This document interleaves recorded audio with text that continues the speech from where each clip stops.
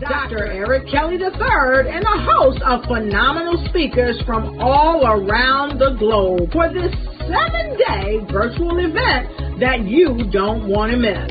The mission of the Black Business Expo is to raise scholarship money from kids all the way from high school, all the way from college. The Black Business Olympics is one of the largest Black business showcases in the world. It is an opportunity for businesses and companies to showcase their businesses globally. We are going to be giving away laptops up to $5,000 away to students.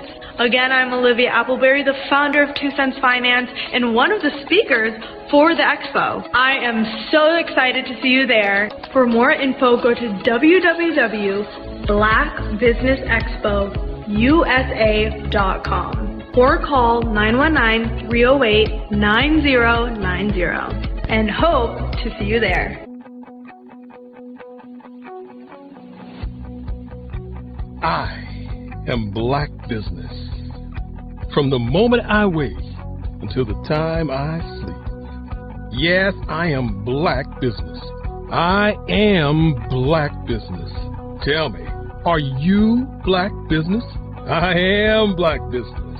Do you support Black businesses? Listen, I support Black business because I am Black Business. Black Business Expo, one of the largest business showcases in the history of Black business in the world. The world! Sign up today at www.blackbusinessexpousa.com or call 919-308-9090. I am Black Business. I am Black Business. From the moment I wake until the time I sleep, I am Black Business. I am Black Business. Are you Black Business? I am Black Business. Do you support Black businesses? I support Black business because I am Black Business. Black Business Expo, one of the largest business showcases in the history of Black America in North Carolina. Join Dr. Eric Kelly III and a host of phenomenal speakers from all around the globe for this 7-day virtual event that you don't want to miss. The mission of the Black Business Expo is to raise scholarship money from kids all the way from high school, all the way from college. The Black Business Olympics is one of the largest Black business showcases in the world. It is an opportunity for businesses and companies to showcase their businesses globally. We are going to be giving away laptops up to $5,000 away to students. Again, I'm Olivia Appleberry, the founder of 2 Cents Finance and one of the speakers for the expo. I am so excited to see you there. For more info, go to www.blackbusinessexpousa.com or call 919-308-9090 and hope to see you there. I am Black Business. From the moment I wake until the time I sleep. Yes, I am Black Business. I am Black Business. Tell me, are you Black Business?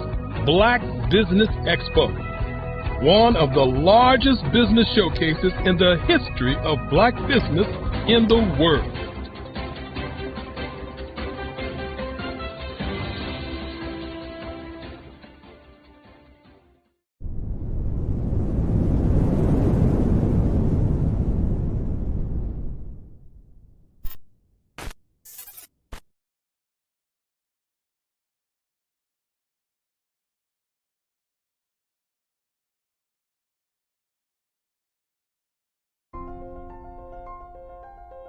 What if you could build your own city? A place where every child can find nurturing people to help them achieve their full potential. A place where every adult can access job training support, where health education is abundant. where social justice ruled the land.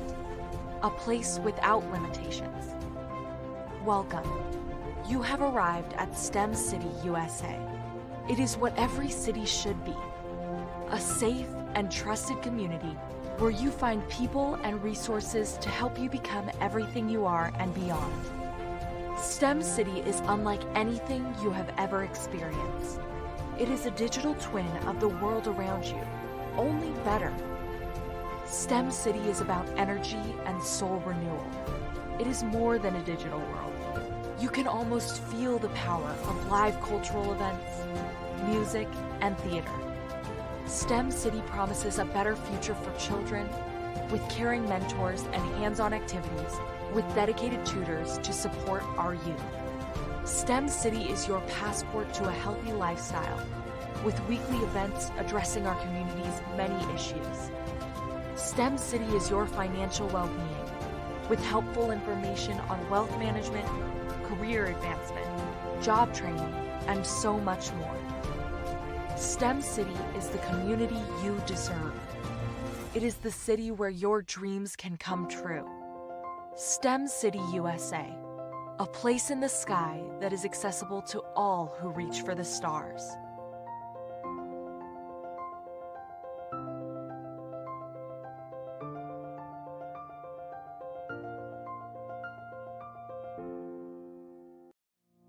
Did you know that approximately 333.34 million businesses exist today, according to a report from 2021? And you may be one of those businesses, or maybe you're not in the business market yet, but you're aspiring to be a business owner. Well, guess what? You're in the right place at the right time. Because let's face it, everything is about timing and opportunity.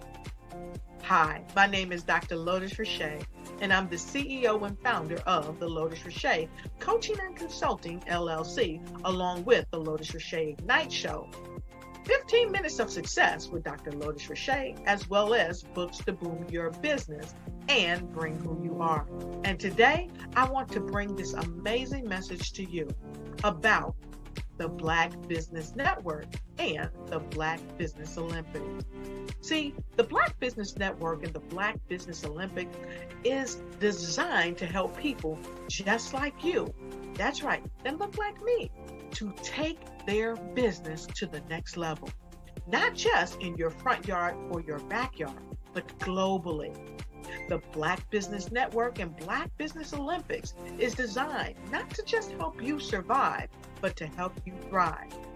So join us today as we come together with businesses all around the world to support our students, our children, our young teens, our young entrepreneurs. What we do is we come together to help raise funds for students who are aspiring to be business entrepreneurs, who are aspiring and who are thriving in college.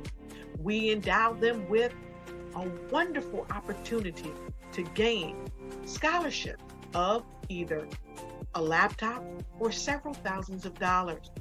And we invite you to help be a contributor to this amazing opportunity to help someone that looks just like you. So join us today at our website and let us connect with you and help you ignite and take flight in every area of your life on the Black Business Network and the Black Business Olympics.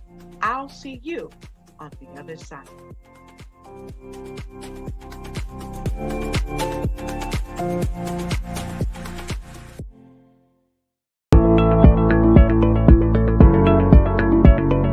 Prepare for what's coming and dominate in economic winter. Stand strong and thrive by showcasing your great products and services globally through the Black Business Network and Black Business Olympics. The Black Business Network has showcased over 2,000 companies with over $7 billion in sales each year. Over 10 million attendees have viewed the rebroadcast each month. Through the Black Business Olympics, Unique styles of business training and mentoring are turning students into business owners and entrepreneurial warriors who will dominate in any economy. Gain the ultimate advantage of the Black Business Olympics, 7 days of unbelievable topics and speakers speaking around the globe. Donate your time and experience to provide expertise and scholarships to students worldwide and change the world. Now, more than ever, new insights, tools, strategies, and capabilities are needed. This is your chance for a major presentation to the world. Fill out the form and join the more than 2,000 speakers who have presented to over 200 countries. Join the Black Business Network streaming live into the Metaverse, STEM City, Black Multiverse Enterprises, Hulu, Amazon, YouTube, iHeartRadio, Apple, Facebook, LinkedIn, Pod TV, IBM TV, Spotify, and Google Podcasts. Sign up today. Spaces are limited, and we will see you there.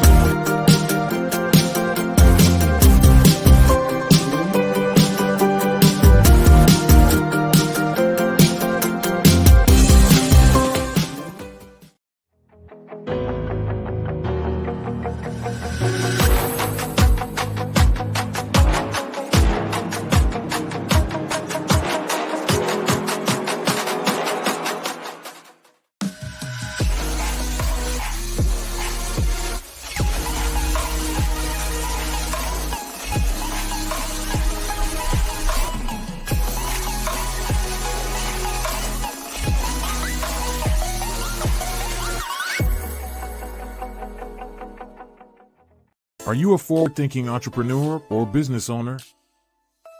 The world is changing faster than ever, and it's time to pivot and adapt to the future.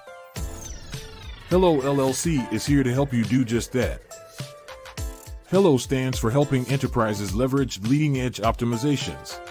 Our innovative solutions can streamline operations, reduce overhead costs, and give you a competitive edge in a market projected to reach $5 trillion by 2030. By pivoting to the metaverse, businesses can tap into a rapidly growing market that is projected to be a significant part of daily life for 25% of Americans by 2026. As a full digital metaverse agency, the Hello LLC can help you create custom solutions to streamline operations, increase productivity, reduce costs, and drive brand recognition. Why should you pivot to the metaverse with the Hello LLC? By leveraging cutting-edge technology, you can provide immersive experiences for your customers, expand your global reach, and unlock new revenue streams. Contact us today to make the pivot. Social media is evolving. It's more vibrant, more colorful, more energetic, and so are you. It's not just photos anymore. It's video, it's audio, it's subscriptions. And now, there's Fanbase, a new monetized social network. Fanbase delivers the complete native app experience with full content monetization for every user. No algorithms that shadow ban your engagement or growth, and no ads. Follow anyone for free and subscribe directly to your favorite creators for $4.99 a month. Plus, show some love by tipping on any post. Also, make a Fanbase page and monetize your content the same way. Finally, connect with your followers by posting the amazing content you already create. And now, get paid for it. It's time to energize and monetize, because everyone's a fan of something, and everyone has a fan base.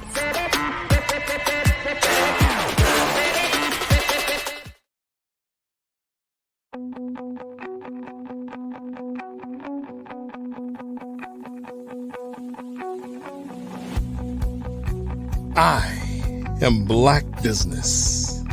From the moment I wake until the time I sleep.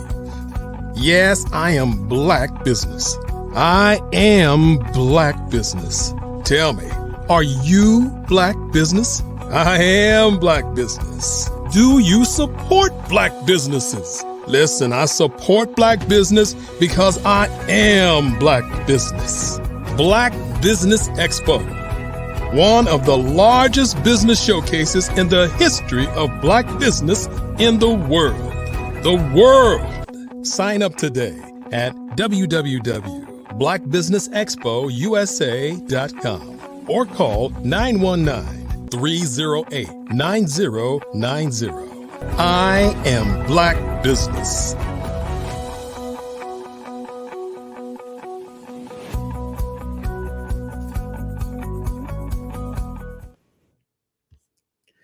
Well, welcome, business owners, entrepreneurs, good thought leaders, and corporations. Welcome to the Black Business Network.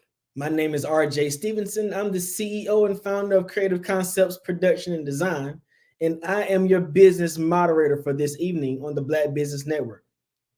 The Black Business Network is a 24-hour business network showcasing Black businesses, business owners, entrepreneurs, and thought leaders worldwide.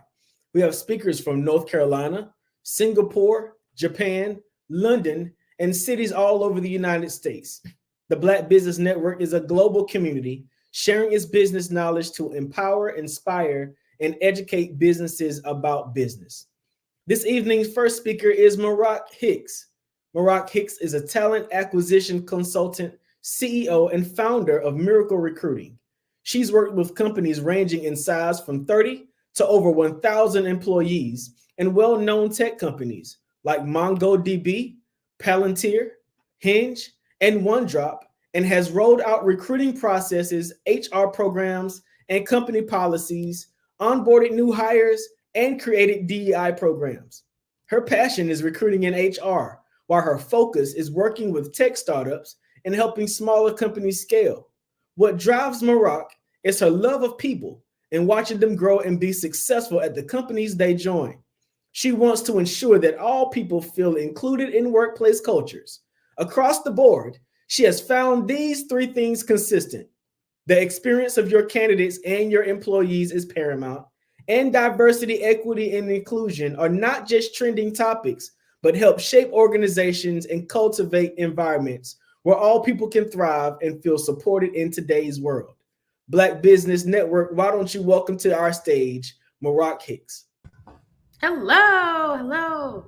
Miss Hicks, how you doing? I'm good. How are you?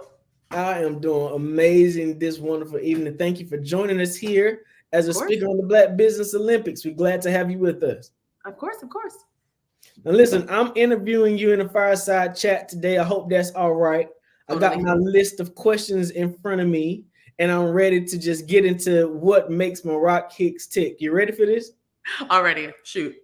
So start by telling us a little bit about how you started your company and what passion it was that made you become an entrepreneur.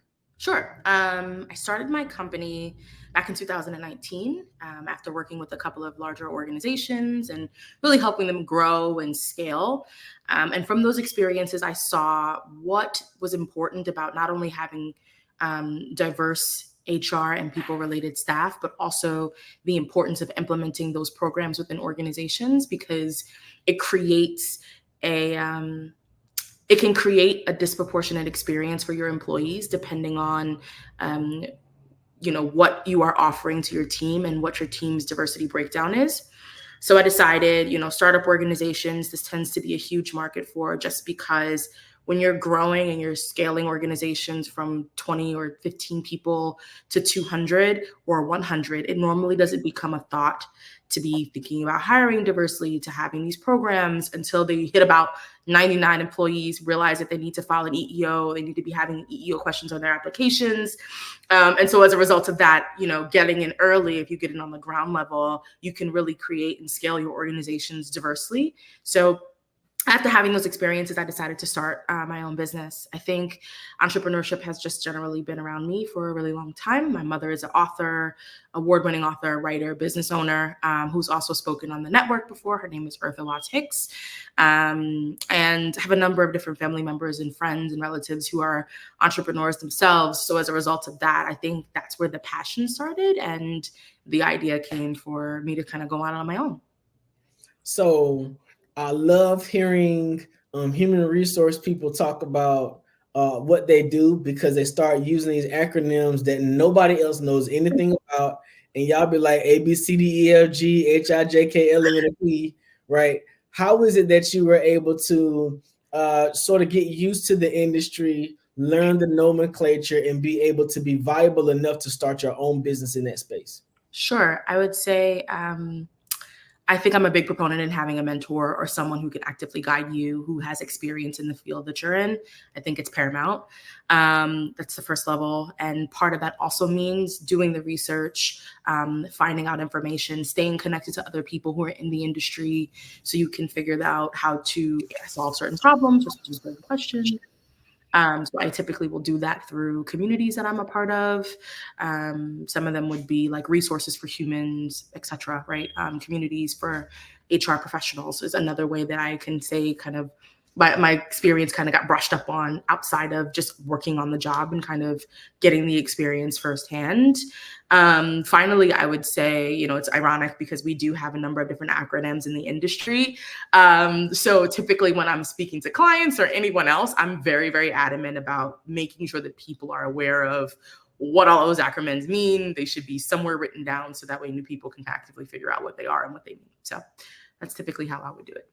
Gotcha. Now, as an entrepreneur, there's a couple of ways that all small business entrepreneurs approach human resources, right? Yes. Normally, it's either from a relationship base because we hire somebody's nephew or somebody's cousin and them and that kind of stuff, or it becomes capitalistic, meaning we hire a person and we start to know them based on their skill set and don't really focus on building a relationship.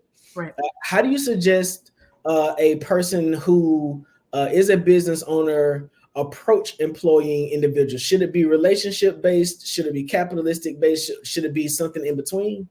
So I would always recommend that it's something in between, but always setting the expectation and the understanding that your family, your relatives, your friends. So if you're going to find yourself in a situation where you will need to ultimately terminate them because they don't have the skill set required or they don't have the background necessary, I would just recommend that you go ahead and hire externally because you do want to make sure you maintain those positive relationships. So your people, right? If your people are going to be reliable, dependable, have the skill set, have the experience, hire your people 1000%. But if you're afraid that in 6 months, in 3 months, in 2 months, you're going to have to tell your cousin, hey, this isn't working out, and have to have that very awkward conversation, I would recommend you just not go ahead and just post the role for free, find a job board, go on LinkedIn, reach out to people and pay someone who is going to put their energy and their effort towards your business with their own direct skill set and experience. So another thing in addition to the relationship versus capitalism is a business owner often wants to know that their business is viable enough to be consistent with salary money, right? Mm-hmm. Being able to pay that payroll. When you look on, like for me, when I look at my projects, I'm not just looking at my projects to be able to pay my overhead. Mm-hmm. I also got to look at my projects to be able to pay my staff.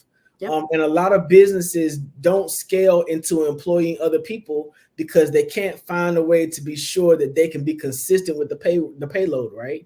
What do you suggest in terms of how a business owner can venture into hiring employees and having the confidence to be able to provide for them financially? Sure. So I always say my recommendation is, unless you are venture capital backed, unless you are or you have raised or gotten investment of at least $20 million, my recommendation is for you not to hire employees. The cost and the overhead related to hiring full-time employees is expensive. And there are other ways for you to have relationships with individuals who work for your company outside of the main W-2s, right? So for an example, when I partner with a business, my partnership is a 1099. I recommend 1099 partnerships with people pretty frequently, depending on the scope, the number of hours, the role and the requirements for that particular role. You get the opportunity to pay someone something fair and feasible for the work that they're committing based off of the number of hours that you have. And then you also get the opportunity to not have to worry about the overhead cost of benefits and insurance and state taxes, et cetera, for you having full-time employees. So I would not recommend a smaller business hire employees unless they are making at least about, I would say the lowest I would say would probably be about $5 million before you start actively hiring FTEs before that, or full-time employees. Before that, I would say definitely go with the contractor and then let them know that as the business grows or the business scales, you definitely would be open to bringing them on full-time when the dollars align the right way. So you just told me that I need to go fire everybody because I definitely making $5 million a year, right? So there are some small business owners who just heard you tell them to take the axe to everybody on the team. Don't take the axe. I would say check the classification. If the role is something that can be handled by a contractor, and hey, listen, small business owners, I am a small business. It's not always feasible for us to bring on somebody and pay them a full-time salary plus cover the cost of their benefits. It's expensive, right? So can that be done on a contract basis? Can that be done with someone you can find on Fiverr or another option like a Fiverr? Do you have to pay a full-time employee to do that? Also, there are commission structures for certain roles or positions. Definitely leverage other avenues for choosing the right kind of talent for where you are within the stage of your business. So you being human resources and development, it's like, where are we finding talent pools now? Because it's post-COVID, the pandemic's over. Yeah. People still want to work from home. Mm-hmm. But small business owners sometimes want to see people come into the office. Mm-hmm. Is that interesting flex that we're in right now between the way business used to be and the way business is now? How are you seeing the industry right now in terms of people wanting to reintroduce people back to a brick and mortar versus having a more home-based or virtual-based positioning? Where are we at in the landscape of human resources as regards to that? Sure. So hate to give you an HR answer, but my HR answer is it really depends on what's going to be the most beneficial for your business. Post-COVID, we are in a post-COVID market. We are dealing with a new generation of talent entering into the workforce. The requirements that they're looking for from their jobs and the expectations from their jobs are completely different. But it really depends on what your business needs. I am a big proponent for either hybrid or work from home. I think people are productive when they work from home. And I think if you're thinking about the war on talent and how to hire the best people for your organization, right now, one of the biggest proponents is flexibility. So if you want to be able to stand on the cutting edge of what other companies in the industry are doing, then I would definitely be looking to offer flexibility to your talent because not everyone thrives and works best from an office. So that's my first recommendation. That said, not every role can be done remotely, right? I worked with a company as a client.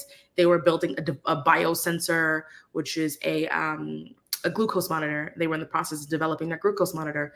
The scientist building the product couldn't have the lab machines in their house, right? So for those roles, the recommendation would be in person, right?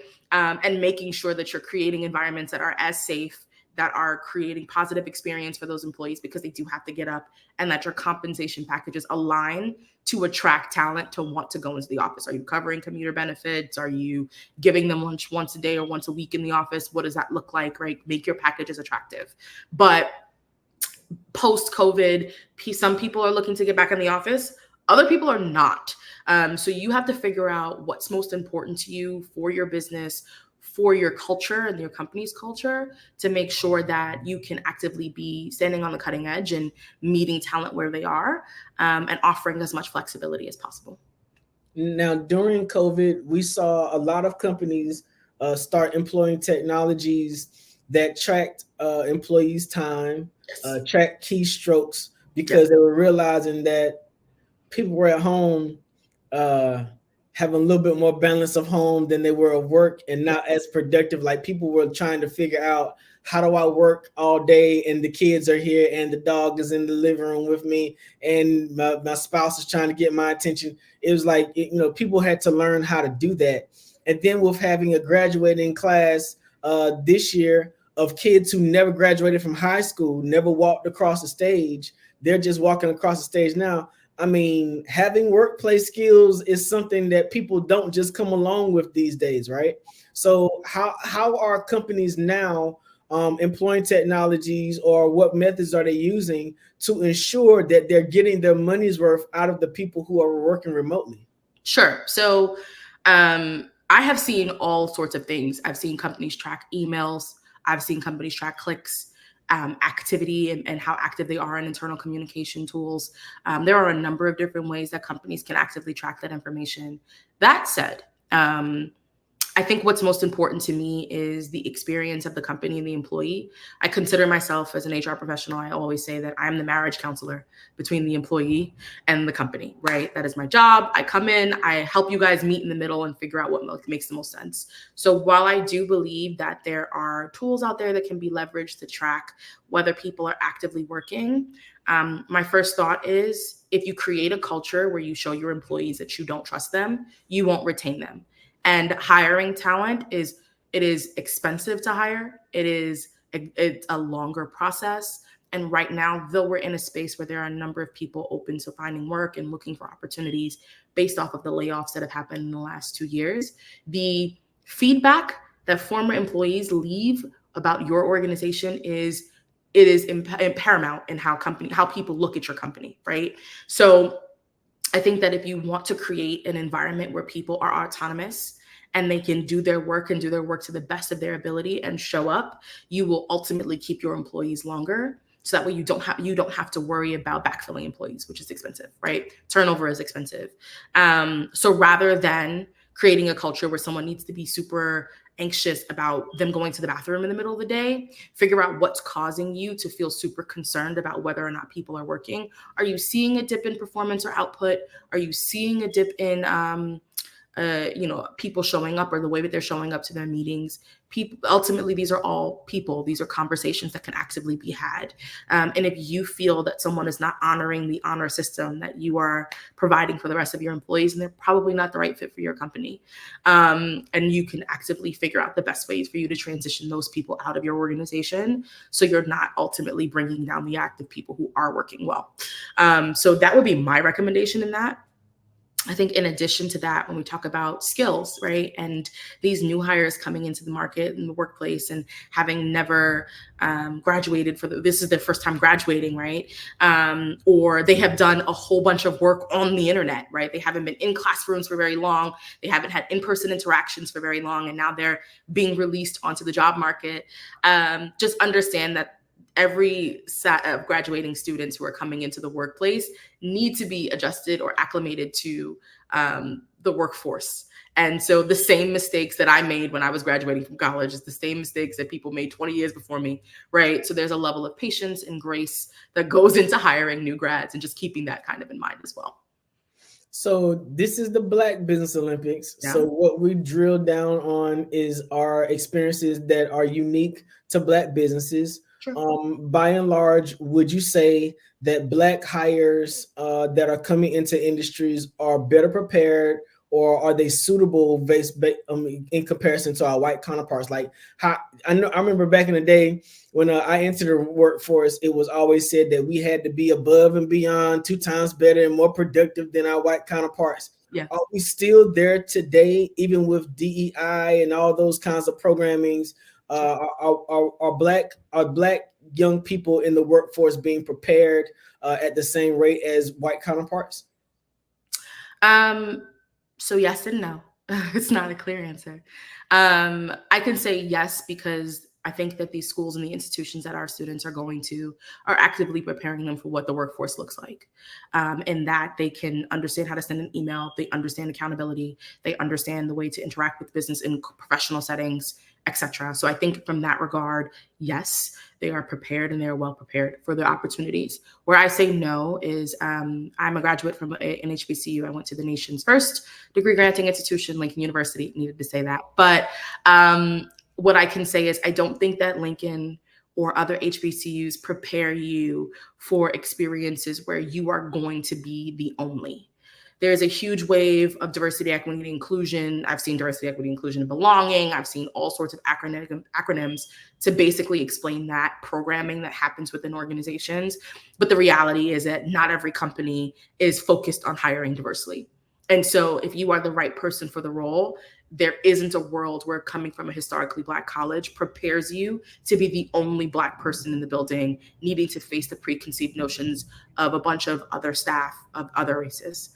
So I would say, make sure that you have a strong foundation in who you are, what you bring to the table, and what makes you special. And I also want to say that this is, I wouldn't recommend quiet quitting, which is showing up to work but acting like you couldn't, right?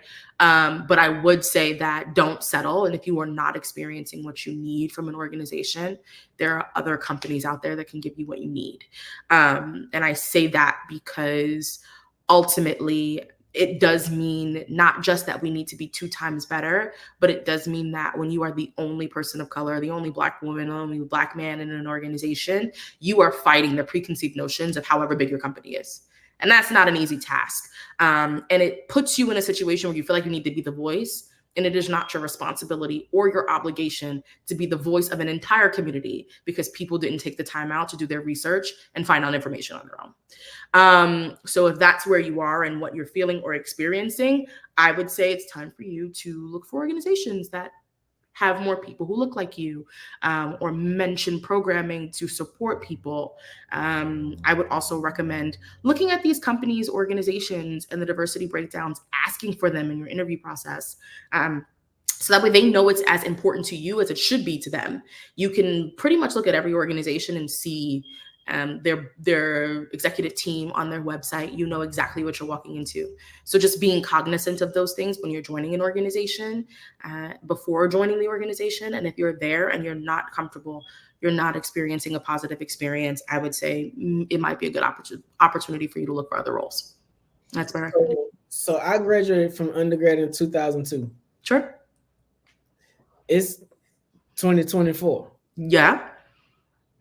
I cannot expect for an undergraduate today to think like I thought back then. No. Right? But I do expect for them to perform and work today like I perform and work back then. What do business owners need to consider when preparing themselves for embracing a new generation of employees? Are there any classes or trainings that you suggest for business owners to sort of help bridge the gap? Because if we're expecting for young people to come in and have orientation, should business owners possibly be having orientation on how to deal with the new generation of the workforce? I don't think it's necessary for businesses or organizations to go through any formalized trainings on how to work with this new generation of students or people coming into the workforce. I don't think it's necessary because I think you just need to be realistic about what you're looking for. If you're posting an entry-level role, you understand that you're hiring someone with no experience. So they don't have experience. They may not be as polished, right? They may not have had experience with creating decks or building dashboards or whatever the case may be based off of what they learned in school or what their degree is in. So just being realistic with yourself about how much work is going to go into training your newer staff, right? I also just want to set the expectation that this new generation has been on the internet and using computers and using technology and using social media for a lot longer than some of our older counterparts in the industry today. But that does not mean that everybody is a social media manager. That does not mean that everybody from this generation is going to get you 1 million followers on TikTok, right? You need to be realistic about what you're asking for. And then after being realistic about what you're asking for, making sure that you're finding the right people for what you're looking for. Don't grab the cheap person and expect them to be coming to the table with the same level of experience, the same skill set, simply because they grew up in the house with computers their entire life, as someone who works and gets paid $100,000 to do the same thing. That would be my recommendation. But do you need to go through some formalized training? No. Just give your new grad grace. They're a new graduate. They may not fully understand how to navigate workplace conflict, workplace projects, how to project manage formally, right? So just be prepared to do a lot of training and a lot of hand-holding.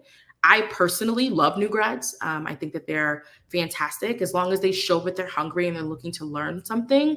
I love teaching someone something new, giving them an opportunity that they may not have gotten. So just understand that there's a hand-holding process, and you can't just expect to have this person jump in and dive in and be completely self-functioning in 30 days. It's just not realistic. So in regards to that, there's also a difference in the way business looks. Yeah. So I'm wearing an open collared shirt, right, and a jacket. Yeah. What I have on now would be a stretch for some young people who are just graduates, right? Yeah. But what I'm wearing now would not have been acceptable when I graduated from undergrad. Yeah. So I mean, hairstyles and acceptance has changed. You know, what we call people at work has changed.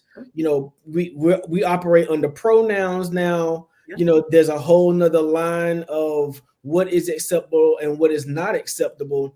So in terms of those things, how do you suggest companies find balance when trying to hire young people? I'm noticing that a lot of young people are more susceptible to anxieties, depression, and frustration than possibly previous generations. They're more readily to tell you that they have a mental health issue and need to see somebody than back in the day when we just worked through the best we could because you got to go to work. You know what I'm saying?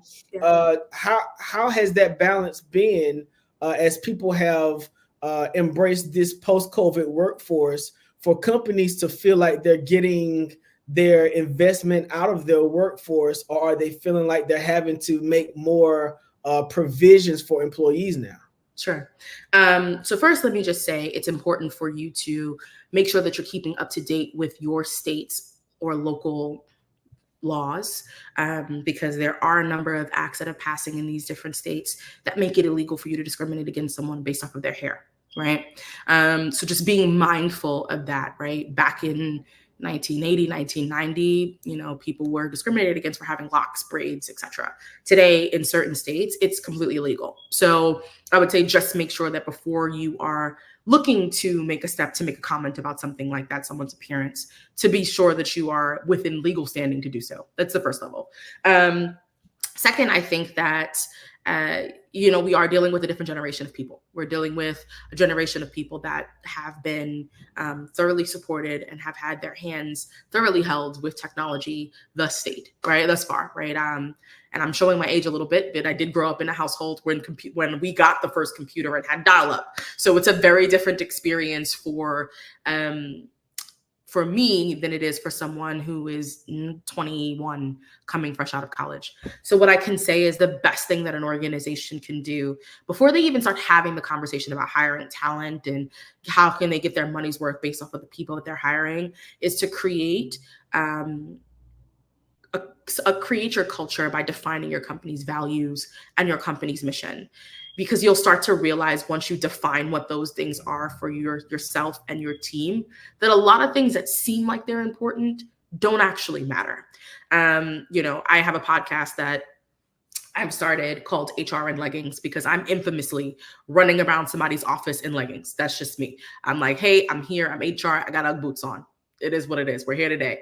I solved your problem though. So that's all that matters. So I would say just figuring out what that company North Star is for your organization, what your culture is, what your vision is, what your mission is, what your values are, how you want people to interact in the workplace every day will really define whether that person needs to be in a suit and tie, or if that person is totally fine to come in leggings. Do we need this person to be in business or business casual? Can they come in casually? You know, do you need to create a dress code?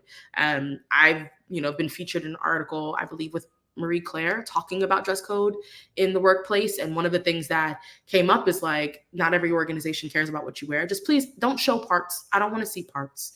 That's it. But it's totally fine for you to come and bring your full self to work if that's what aligns with your job and your organization. Some job functions, like if you're a sales professional, you're entering other businesses where you don't know what their culture is. And that may require you to come to work in business and business attire or business casual, some line in between. So as a company, I would say define what your culture is. Define what your expectations are and see and measure everything that you're trying to do with your organization against that North Star. That's like the first level and how to handle and manage that. After that, I would say any new hires or new grads who are coming into the workforce and don't know what the expectations are, ask. It's totally fine for you to ask in an interview process, what's the culture? What should I wear to this interview? Recruiters will respect that you're asking or inquiring because it may not be clear. So definitely ask, I would say ask. In terms of the generation coming in and being very forthcoming about their mental state and where they are and how they're feeling, and it's showing and feeling like not as much work is getting done because they're dealing with anxiety, etc. I would say, again, kind of leaning into that North Star that you have. And what does that mean for your organization? If you have a company value that is empathy, right? Then that means that if your employee is saying that they're super depressed and they're stressed and they can't focus on work, then having an empathetic conversation with that employee to figure out what's going on. Are you comfortable sharing? How can we support you? And understanding that these are the things that we need to get done, but we want to be there for you while you are dealing with X. And companies can kind of find that balance. It's a requirement by law for you to have reasonable accommodation for anyone who comes forward with any sort of mental, physical, psychological illness. So reasonable accommodation is totally fine. When it starts to feel like it's not reasonable, then you need to have a realistic conversation with your employee about their output. And if it's just not working out, most of this country is at will. So just making the recommendation that this is not the right fit and offboarding an employee in the most empathetic way is probably the best recommendation if you're dealing with someone who's flying off on the deep end, I would say. So with all that being said, like I remember that the Human Resources Office was the place where you found either the nicest people or the meanest people, right? They were either, you wanted to go to the HR office and meet somebody who could pull your check out for you on a good day and hand it to you in advance, or you went to them HR offices where if the check ain't there, the check just ain't there. I don't want to deal with those people, right? How have you seen your industry as human resources in terms of the personalities that come along with that job? Because you all hold very strong sledgehammers in terms of people's employment at times. Okay, so this is a common misconception. So first I can say, as an HR professional in the industry, there's been a transition. People don't really refer to themselves in smaller organizations or progressive organizations as HR anymore. We are people ops, right? People operations. We are focusing on people and honing in on the people's experience, right? So the industry is working to change the name and the perception. That said, right?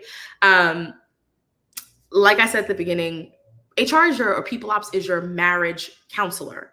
Oftentimes, those decisions that come to you from HR are not made by HR. I'm there to provide a recommendation that I think makes the most sense. I'm taking into the consideration the experience of all parties involved. I provide a recommendation to leadership, to management, to your direct manager, to you as the employee, and you can either choose to take it or not take the recommendation.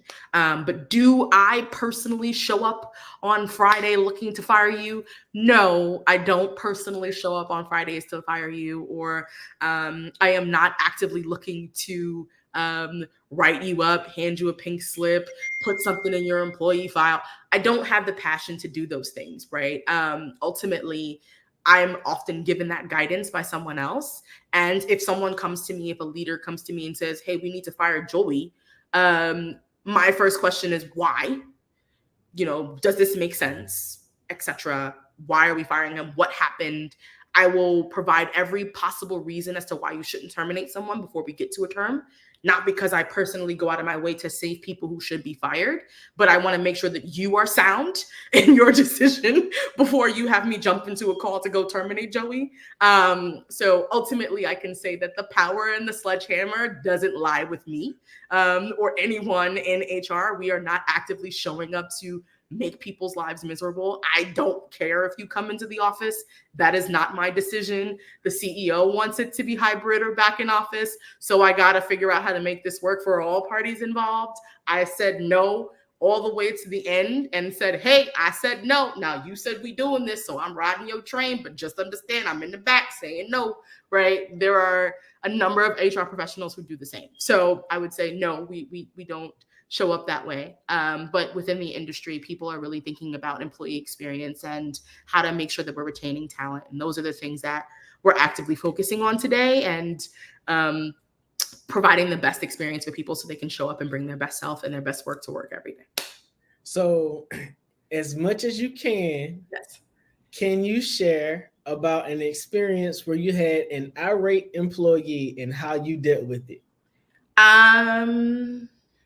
Irate when? Does it matter, or is it just an irate experience? I mean, because, you know, the HR person is the person that when it goes down, you outside in the parking lot waiting for their car. So let's see. So an irate employee. I had to terminate an employee who internally was unhappy with their manager, and this particular manager had been influential in the organization getting a $100 million investment and was something like employee number 5, right? And I can deal with, you know, employees being unhappy with their managers and figuring out how to bridge the gap to create positive experiences on both sides and to just manage expectations. I'm totally fine with that. But in this particular instance, this employee decided to go on a hate campaign and put time on everyone's calendars to directly speak about why they felt their manager was unqualified and unfit and incapable, and how we needed to hire someone to replace their particular manager. So what went from being a proactive and thoughtful experience, I'm trying to pick my words politely, what went from being that very quickly turned into a hate campaign against a manager who also happened to be a woman of color. And I worked for an organization, and one of their company values were respect, and another of the company values was integrity and empathy, and those actions directly went against those 3 values, right? We're respecting our colleagues and other people in the organization. If you have an issue with that person, you handle that issue with that person. You don't start a hate campaign, because now not only am I annoyed as HR because I am dealing with your hate campaign, I am also annoyed because this is a conversation that was an ongoing one where we were trying to figure out how to make things work. And you were providing an experience and providing commentary on a level of providing commentary on someone's level or capability to do a job in a field that you were not experienced in. So ultimately, let's just say that person had to go. You know, they weren't very happy with me about having to go. But ultimately, it's like, hey, listen, I need to create an environment that is positive for all people so they can get work done and we can focus on work and not on gossip. And if one more person sends me a message about what you told them in your meeting about X, I'm probably going to pull my eyelashes out. So this is not going to be the best experience for anyone. You're not happy, and now we're not happy because this is no longer productive. This is gossip. This is catty. This is all of the other things. And it's this employee today. Who is it going to be tomorrow? So all of those things taken into consideration, we ultimately had to let that person go. Wow. Yeah. Happens. So you have shared some amazing knowledge with us this afternoon, evening, and I'm appreciative of it. Can you share with everybody how they can get in contact with you if they need your company services or need some consultation from you? Sure thing. So you can follow me on any social media platform at Miracle Recruiting. And my website is www.miraclerecruiting.com. There is a form on the website that you can actively fill out. It comes to my inbox, but just in case you want to message me directly, you can send me an email at maroc@miraclerecruiting.com. And in addition to that, I'm also in the process of working on a couple of other side projects. And so one of those side projects is a podcast. Again, that podcast is called HR in Leggings, and it talks about what it's like to be an HR professional and a Black HR professional. And I'm super chill, and I drink my Starbucks every day. And then finally, I'm also working on a job board for professionals looking for security job opportunities, and whether it's physical or cybersecurity. So a couple of things going on. But again, if you're looking for me anywhere, it's Miracle Recruiting, or me directly, it's maroc@miraclerecruiting.com. Thank you so much, Ms. Hicks. We look forward to hearing from you more next time on the Black Business Network. All right. Genius is coming, and we'll see you on the other side. See you on the other side.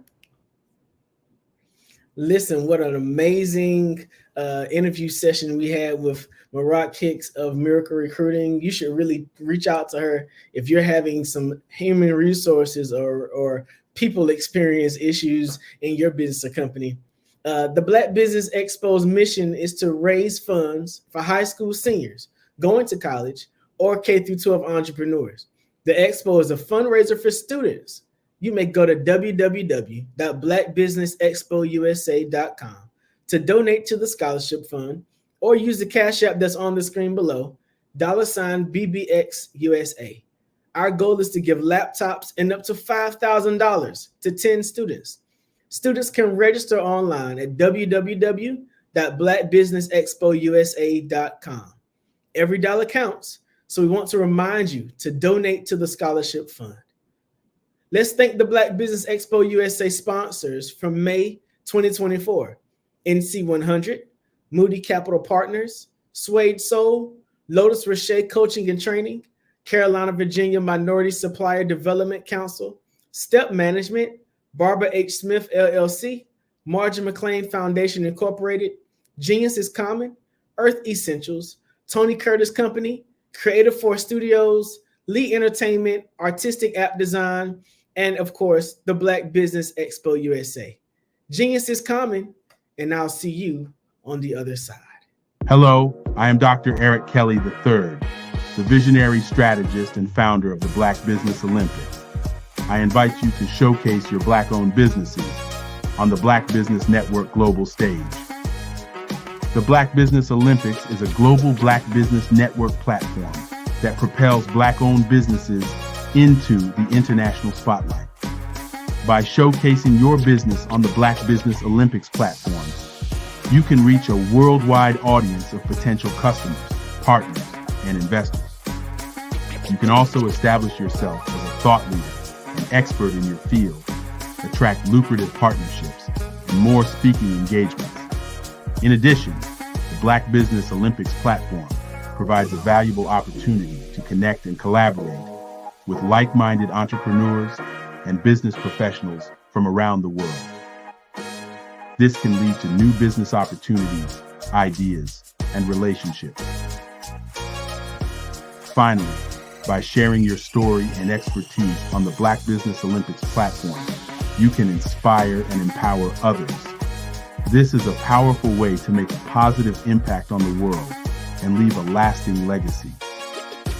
If you are a Black-owned business owner, I encourage you to seize the opportunity to showcase your business on the Black Business Olympics platform. It is a once-in-a-lifetime opportunity to make an indelible mark on the world. Be one of the 1,000 visionary entrepreneurs who are changing students' lives, shaping industries, and leaving an unforgettable legacy for their families. Unleash your voice on our global stage and watch your business thrive.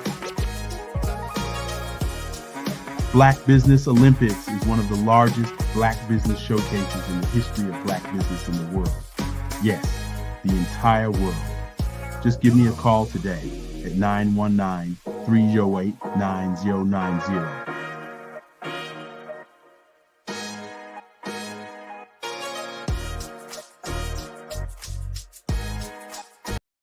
I am from Washington, D.C.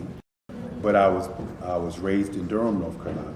I came to Durham when I was about 5 or 6, and then I traveled back and forth to DC because it's where my people are from. One of the unique things about You are in the right place at the right time. The Black Business Network opens again for its Black Business Olympics, a 24/7 broadcast on business, strategies, global.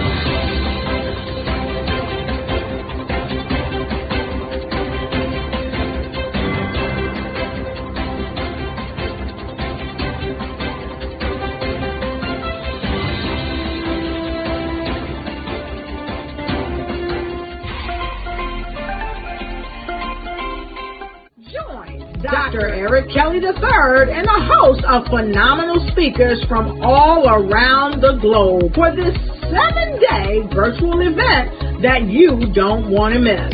The mission of the Black Business Expo is to raise scholarship money from kids all the way from high school all the way from college. The Black Business Olympics is one of the largest Black business showcases in the world. It is an opportunity for businesses and companies to showcase their businesses globally. We are going to be giving away laptops up to $5,000 away to students. Again, I'm Olivia Appleberry, the founder of 2 Cents Finance and one of the speakers for the expo. I am so excited to see you there. For more info, go to www.blackbusinessexpousa.com or call 919-308-9090 and hope to see you there. I am Black Business. From the moment I wake until the time I sleep. Yes, I am Black Business.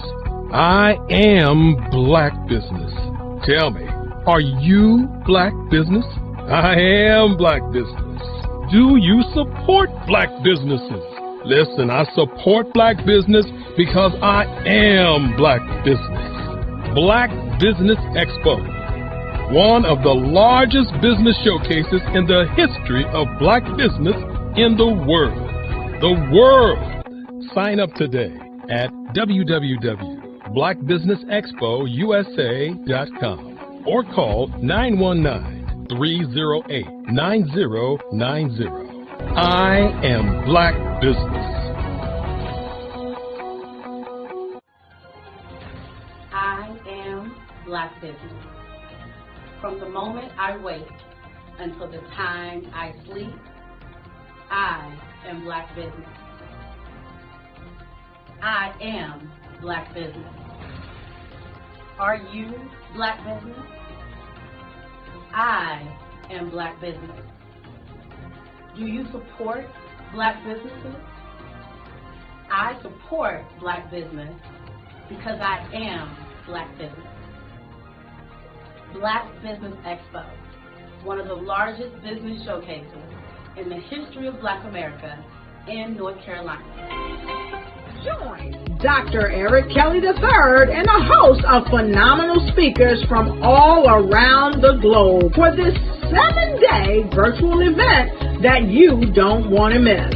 The mission of the Black Business Expo is to raise scholarship money from kids all the way from high school all the way from college. The Black Business Olympics is one of the largest Black business showcases in the world. It is an opportunity for businesses and companies to showcase their businesses globally. We are going to be giving away laptops up to $5,000 away to students. Again, I'm Olivia Appleberry, the founder of 2 Cents Finance and one of the speakers for the expo. I am so excited to see you there. For more info, go to www.blackbusinessexpousa.com or call 919-308-9090 and hope to see you there. I am Black Business. From the moment I wake until the time I sleep. Yes, I am Black Business. I am Black Business. Tell me, are you Black Business? I am Black Business. Do you support Black businesses?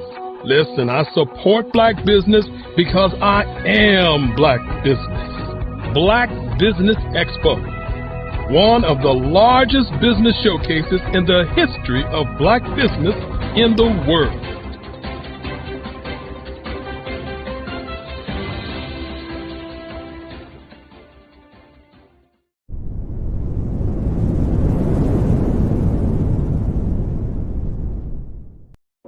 Ladies and gentlemen, and fellow professionals, please allow me to introduce myself. I am David Jones, the co-founder and CEO of the Hello LLC, where I am passionately dedicated to guiding individuals and businesses toward their own return on time investment. Time is my only competition. With over 20 years of experience as a corporate C-level executive, I bring a wealth of knowledge and expertise to the Hello LLC. My career journey has been marked by a relentless pursuit of excellence in marketing, strategy, and business management leadership. I have had the privilege of working with renowned Fortune 500 companies such as Xerox, American Airlines, Hilton, and Geico. However, what truly drives me is the transformational work we do at the Hello LLC.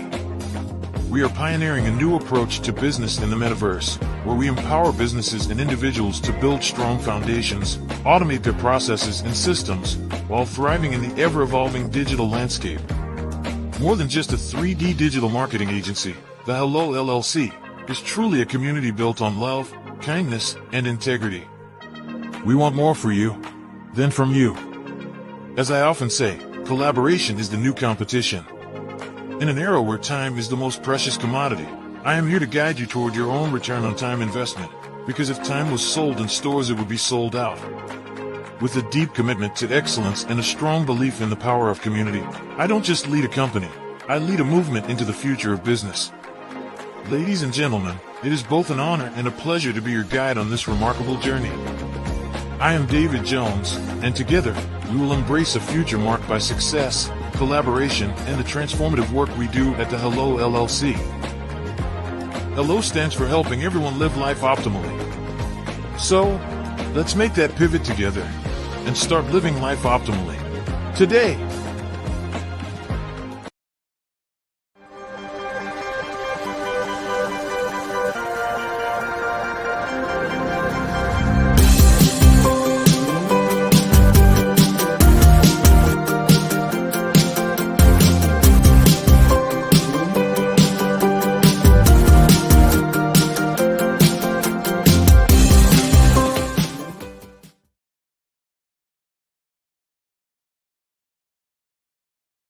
Artist to me is a creative expression of something from nothing.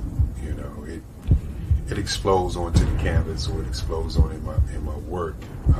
One of the things that I try to do more than anything is I try to just give the lines and the movements and emotions and expressions into what I do.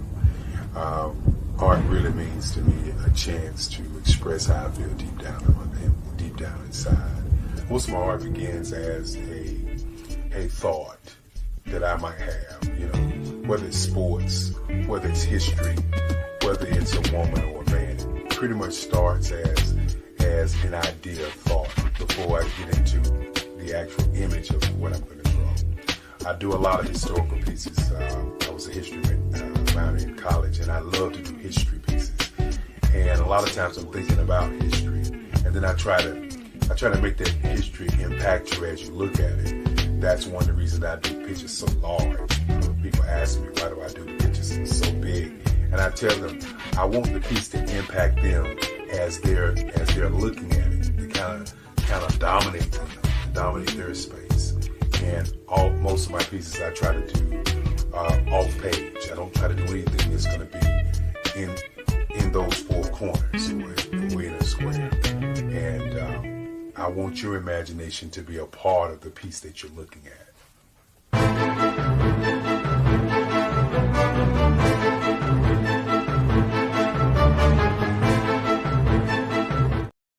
I am from Washington, D.C., but I was raised in Durham, North Carolina. I came to Durham when I was about 5 or 6, and then I traveled back and forth to D.C. because it's where my people are from. One of the unique things about my family is my mother, she's also an artist. She does quilting, and she does a lot of artistic things. And then my son, he draws with both hands, his right hand and his left hand like I do. So that's kind of a family trait. And then my other son, he's a videographer, and my daughter, she works, she's a regional vice president for Sunglasses. When you start out drawing and sketching, you want to continue to explore, each avenue. I do pastels, I do pen and ink, I do painting, I do acrylics. I haven't done oils yet, but I try to do all facets of art. What I say to a lot of times to people is, you can't put yourself in a box when you're an artist. You have to explore. And over the course of my life, I've tried to explore different mediums. I also do sculpture as well.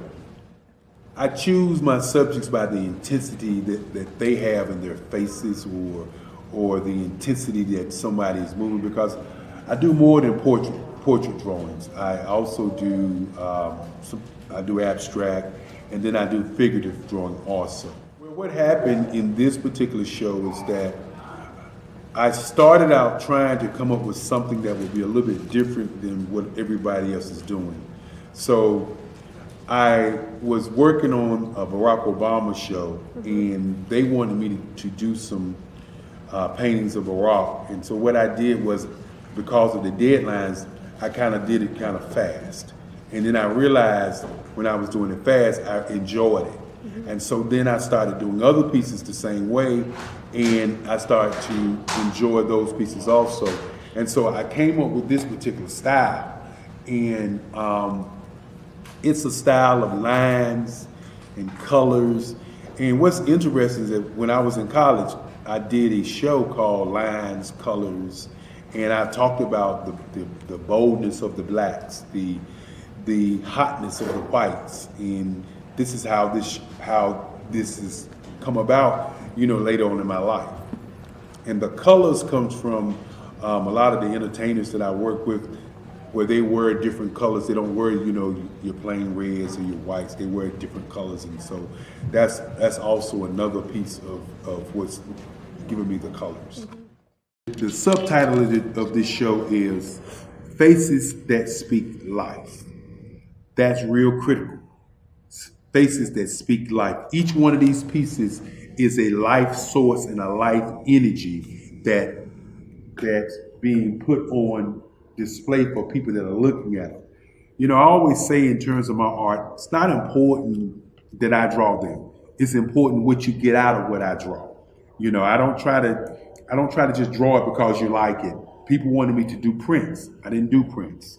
People asked me to do different people, but the people that I choose are people that make a difference in the lives of people in the world. So the human landscape idea was, again, as I say, the lines represent your emotions, it represents your ideas, and it represents your journey as a human being. And that's why you get the different pieces and the different looks. And as you notice, I try not to do one look that looks alike another look. And that's what's the most important part of this show. Hello, I am Dr. Eric Kelly III, the visionary strategist and founder of the Black Business Olympics. I invite you to showcase your Black-owned businesses on the Black Business Network global stage.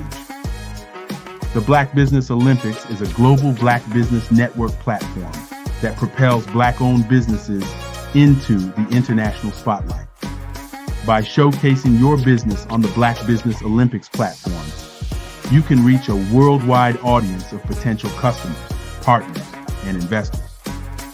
You can also establish yourself as a thought leader and expert in your field, attract lucrative partnerships, and more speaking engagements. In addition, the Black Business Olympics platform provides a valuable opportunity to connect and collaborate with like-minded entrepreneurs and business professionals from around the world. This can lead to new business opportunities, ideas, and relationships.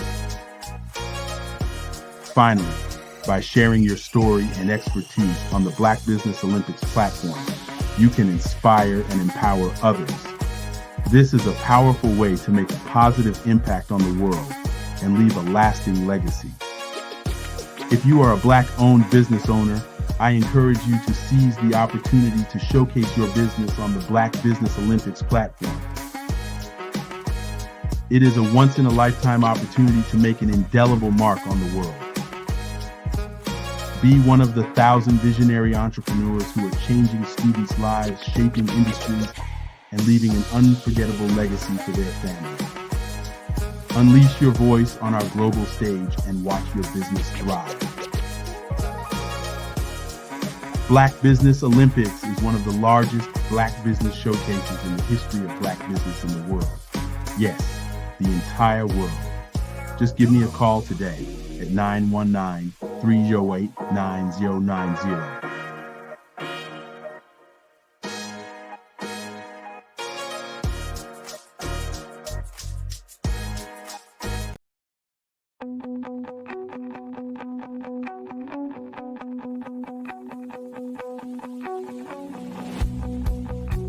I am Black Business. From the moment I wake until the time I sleep. Yes, I am Black Business. I am Black Business.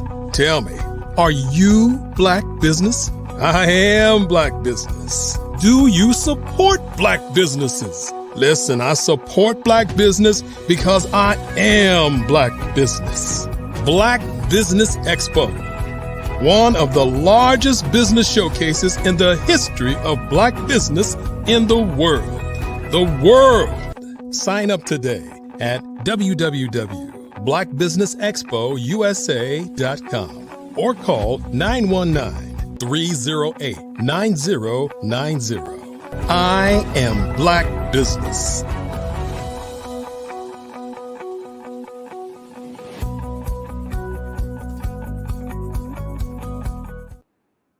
Great day, business owners, entrepreneurs, thought leaders, and corporations.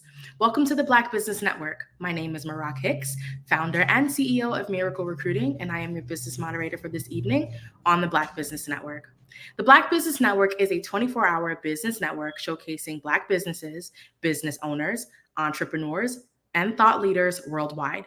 We have speakers from North Carolina, London, Singapore, Africa, Japan, and cities all over the United States.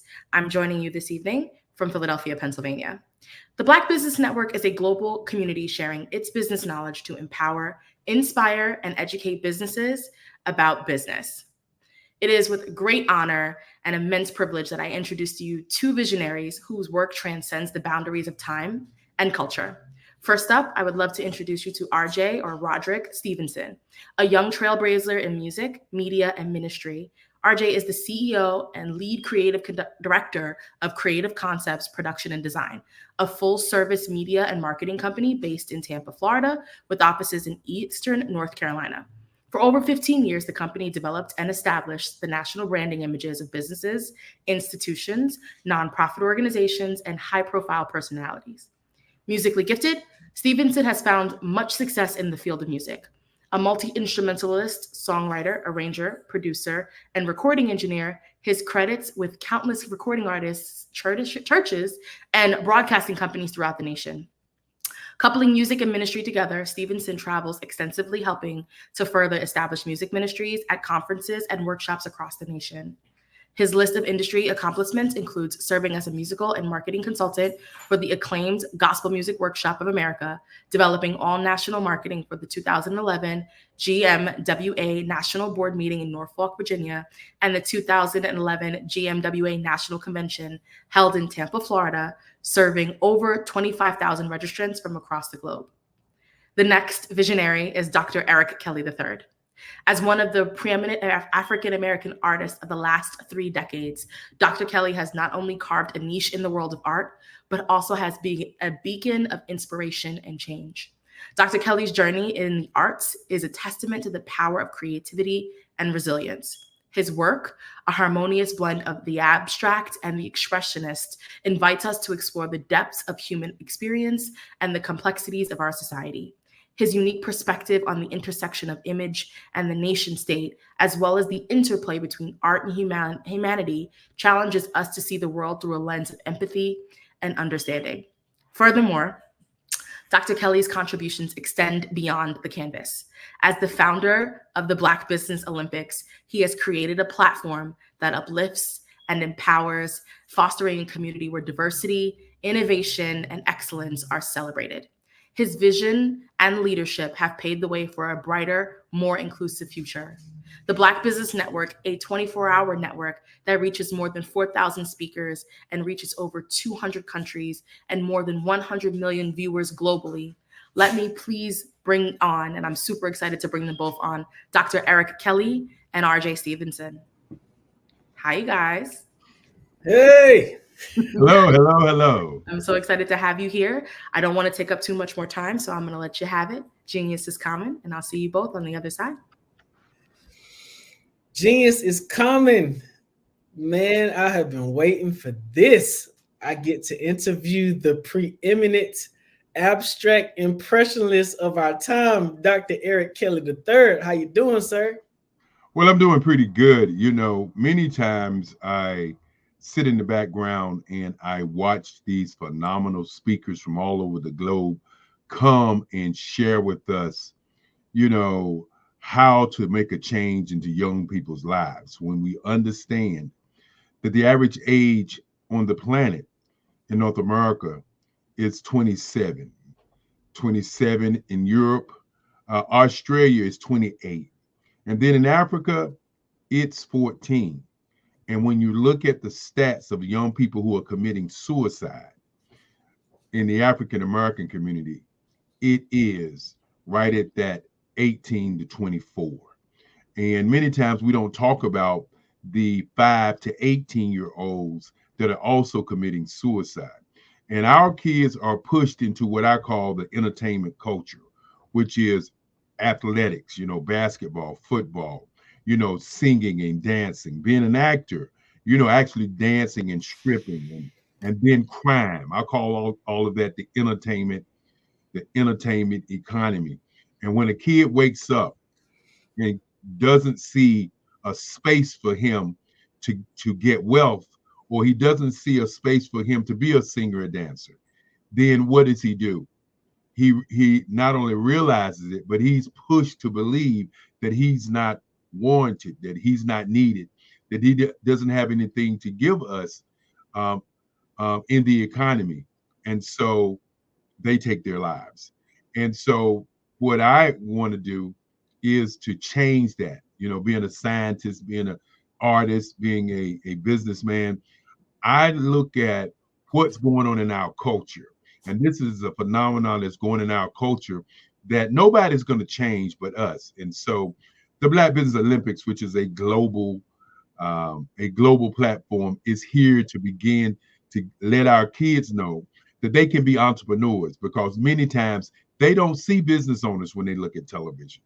They don't see, you know, entrepreneurs. They don't see millionaires like yourself on these kind of shows. What they see is, as I said before, actors, singers, and dancers, and criminals. And that is just not what Black people are all about.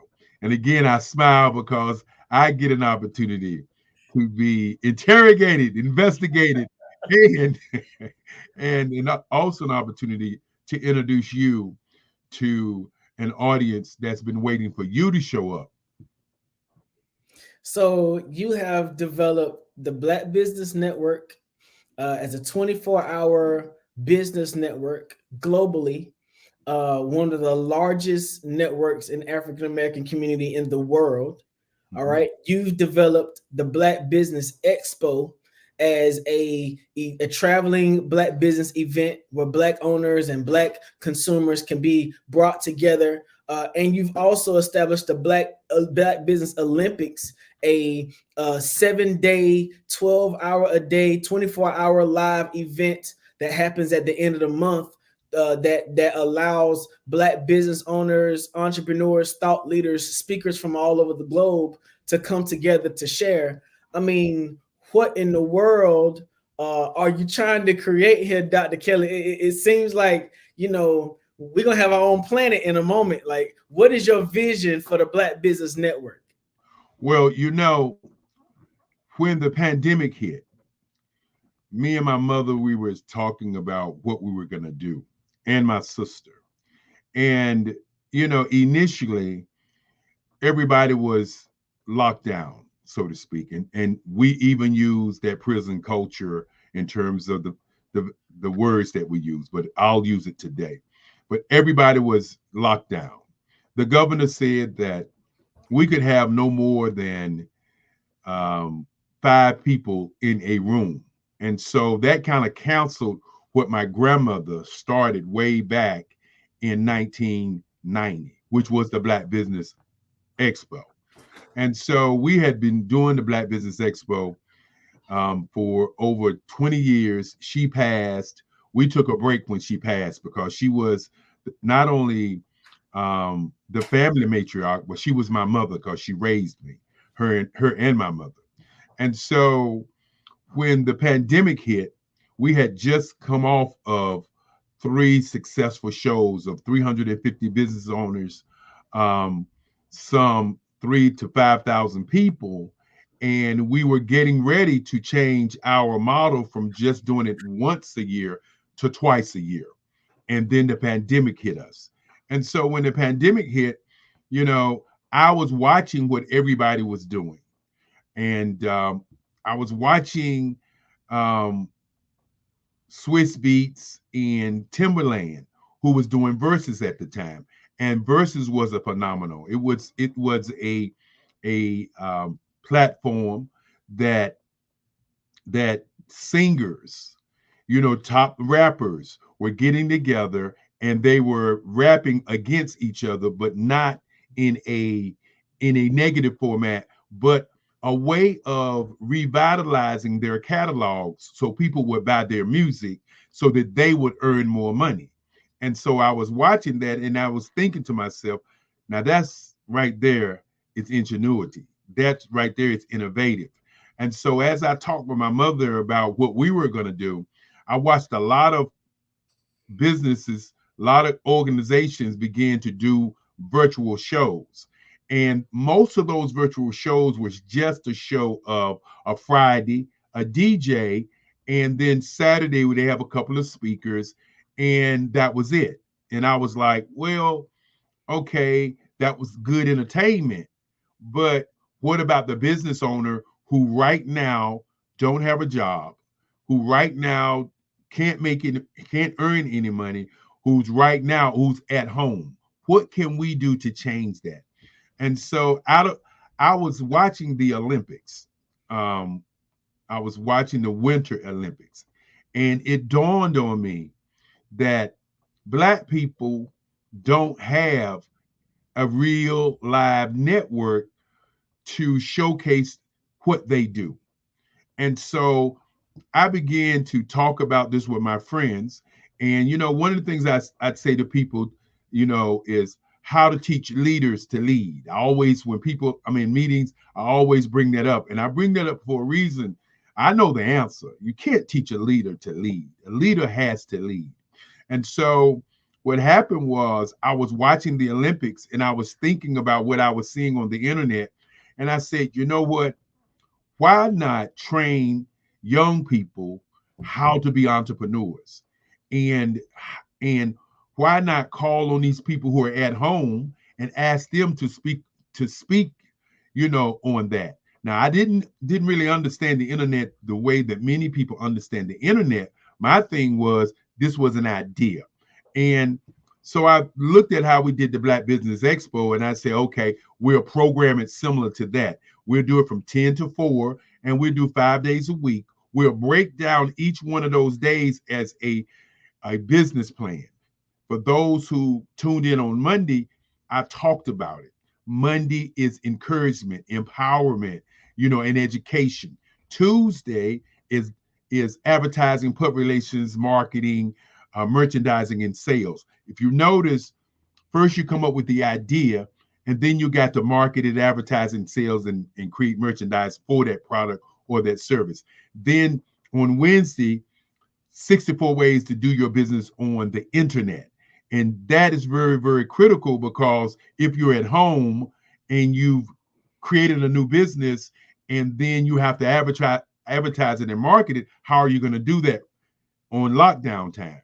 So the 64 ways to do it on social media was a way for you to look at the different social media platforms that you could put your information on. And then on Thursday, I decided that we would do diversity, equity, and inclusion, because you must include everybody in terms of what you're going to do in business. And then I added diversity, equity, inclusion, and I added access, because if you don't have access to money, you're not going to do anything. And then when you think about the $11 trillion in our communities, you really can, if in fact you understand how to put your product or your service in front of your audience, you understand that you can truly earn. And so on Friday, because we were working on an idea to include young people, we wanted to do how to bridge the generational and digital divide. Because when you look at what AI is beginning to do, when you look at what the metaverse is doing, when you look at what we are being pulled into, almost like a big black hole, we need to bridge that gap between not just the digital, but generational. Because here we sit, you're in your 40s, I'm in my 60s, and how do we bridge that gap? Because both of our minds are going at a million miles an hour. And then on Saturday, we decided to do Black Business and the Culture.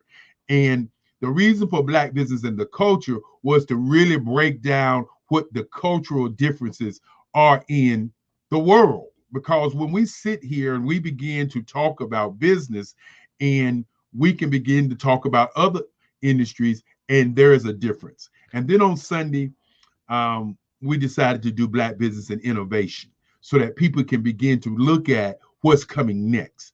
And so it was supposed to be just from 10 to 4.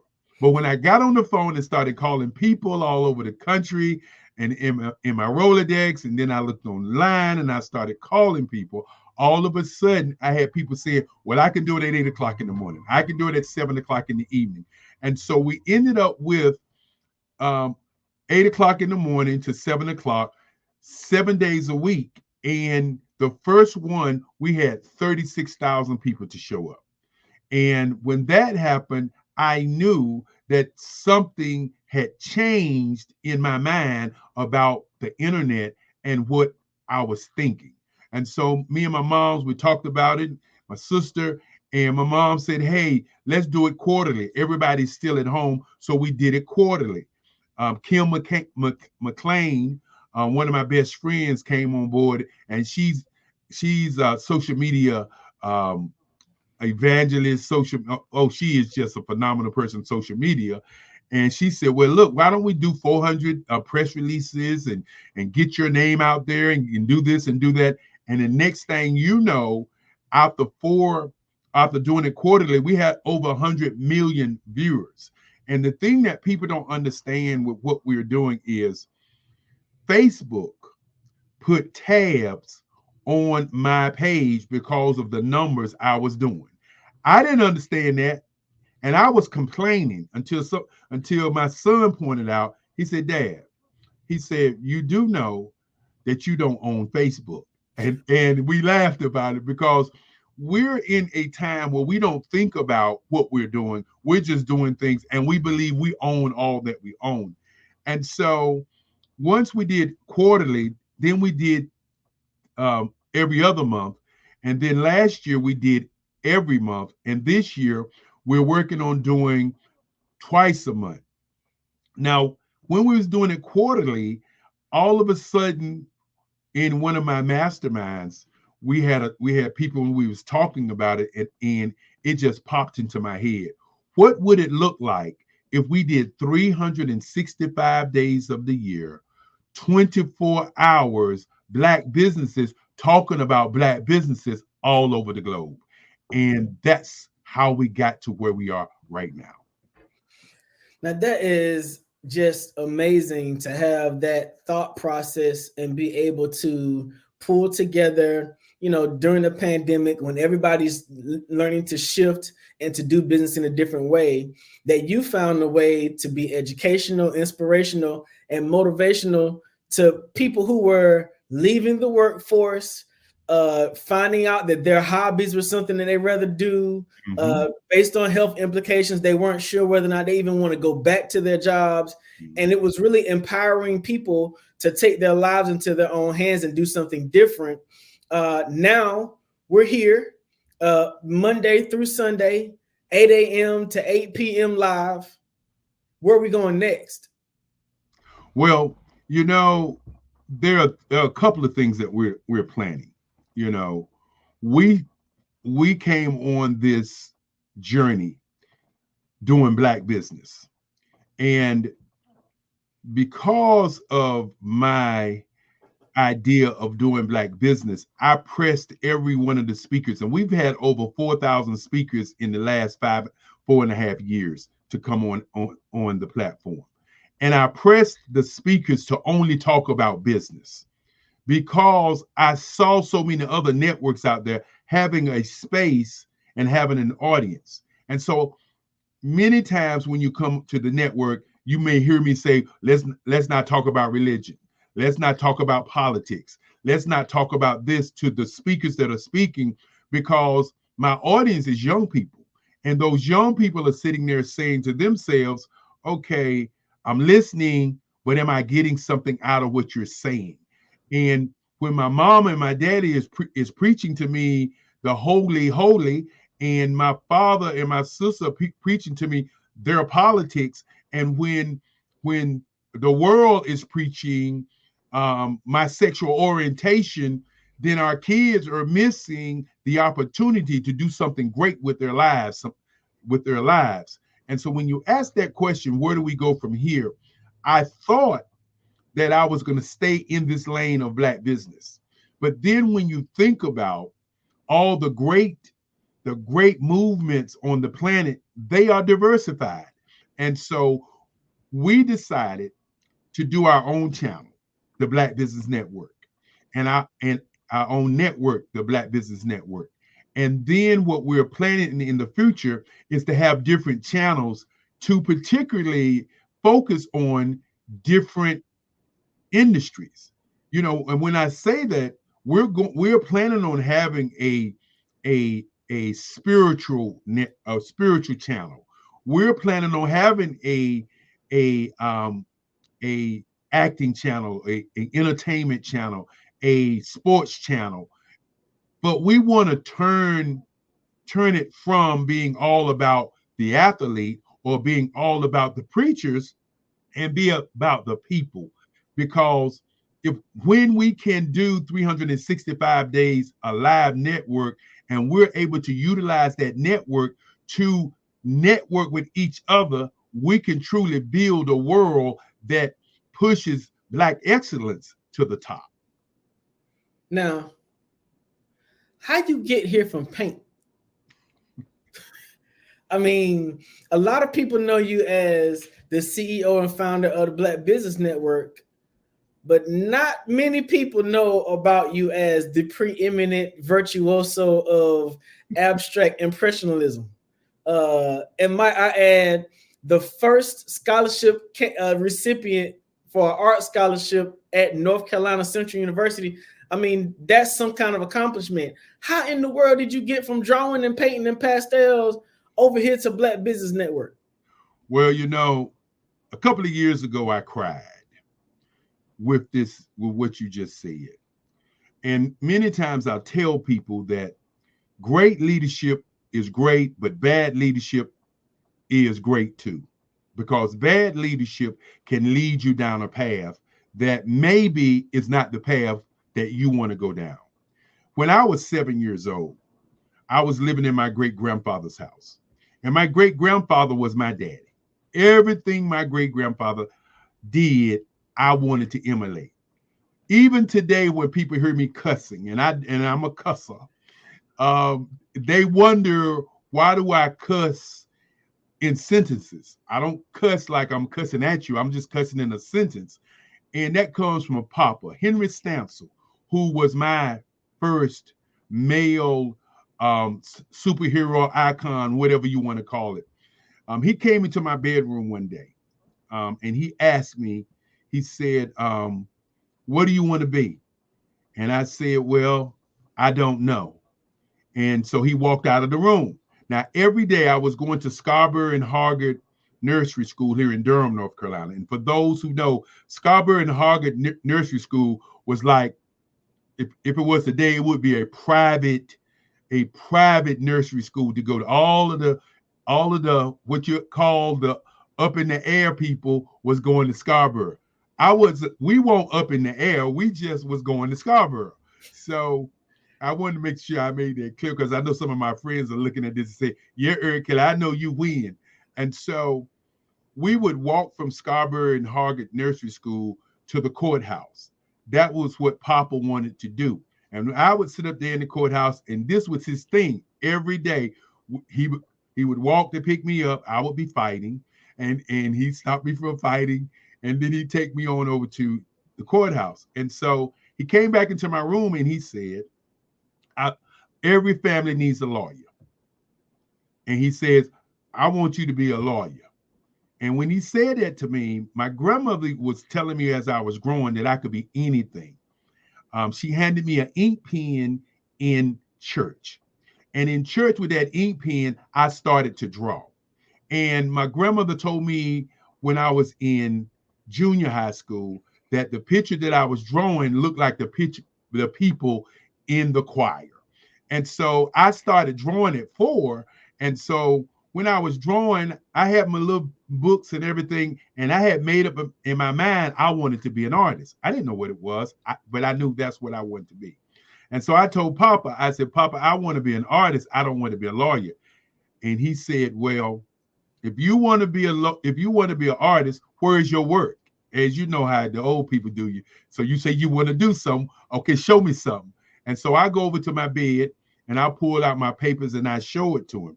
And he says, oh, you do want to be an artist, but I still want you to be a lawyer. And it was not so much that I couldn't have become a lawyer, because I've teetered with that and played with that all during my life, but it was the way it was presented to me. It was either be a lawyer or an artist. And my mind is like, the art is, I can do that. So what happened was, he said to me, if you want to be an artist, we're going to start a museum, and you can put your pictures on this hall, and this is where your work is going to be. And so I got me some tacks and little nails, and I'm nailing everything on the wall. And he comes in and he said, that's not what I'm talking about. See, what people don't know, sometimes your family is, as I said before, is knowledgeable about what they're looking at. It's kind of like what we're looking at right now. We're looking at the network, and you have a vision, I have a vision. But the young people probably have a vision that's bigger than what we have a vision of. And so finally, he said, well, I'm going to take you to some museums so you can see what a museum is. And he took me to a couple of museums, and that's when I realized what a museum was. And so the Eric Kelly III Museum started way back when I was 7 years old. And one thing he told me was not to give my art away, to only sell to collectors, because collectors were protected. they would know where it is, and they will relish it and keep it because people love art. And I didn't understand the concept, but he told me not to give my work away. So my mind was, I'm going to keep my work. And then another thing he said was, if you sell it for what you believe it's worth, not what people believe, because it's your work. And when you asked me this question, and then I said that I cried and I talked about leadership, I won the best artist in the state of North Carolina at Hillside High School, given by the Durham Lynx. And I was on television, and I got letters from different colleges to come to college. And there are 5 things my great-grandfather told me that were important. He said, number 1 thing to do is to think. He said, number 2 thing is to sell. He said, number 3 is to do research. Number 4 was to be relentless. And number 5 was to put energy in it, because that's how you get to the money.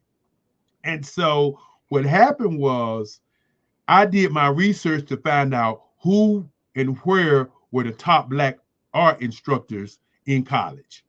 And I found that North Carolina Central University was one of the colleges with the top artists, the instructors.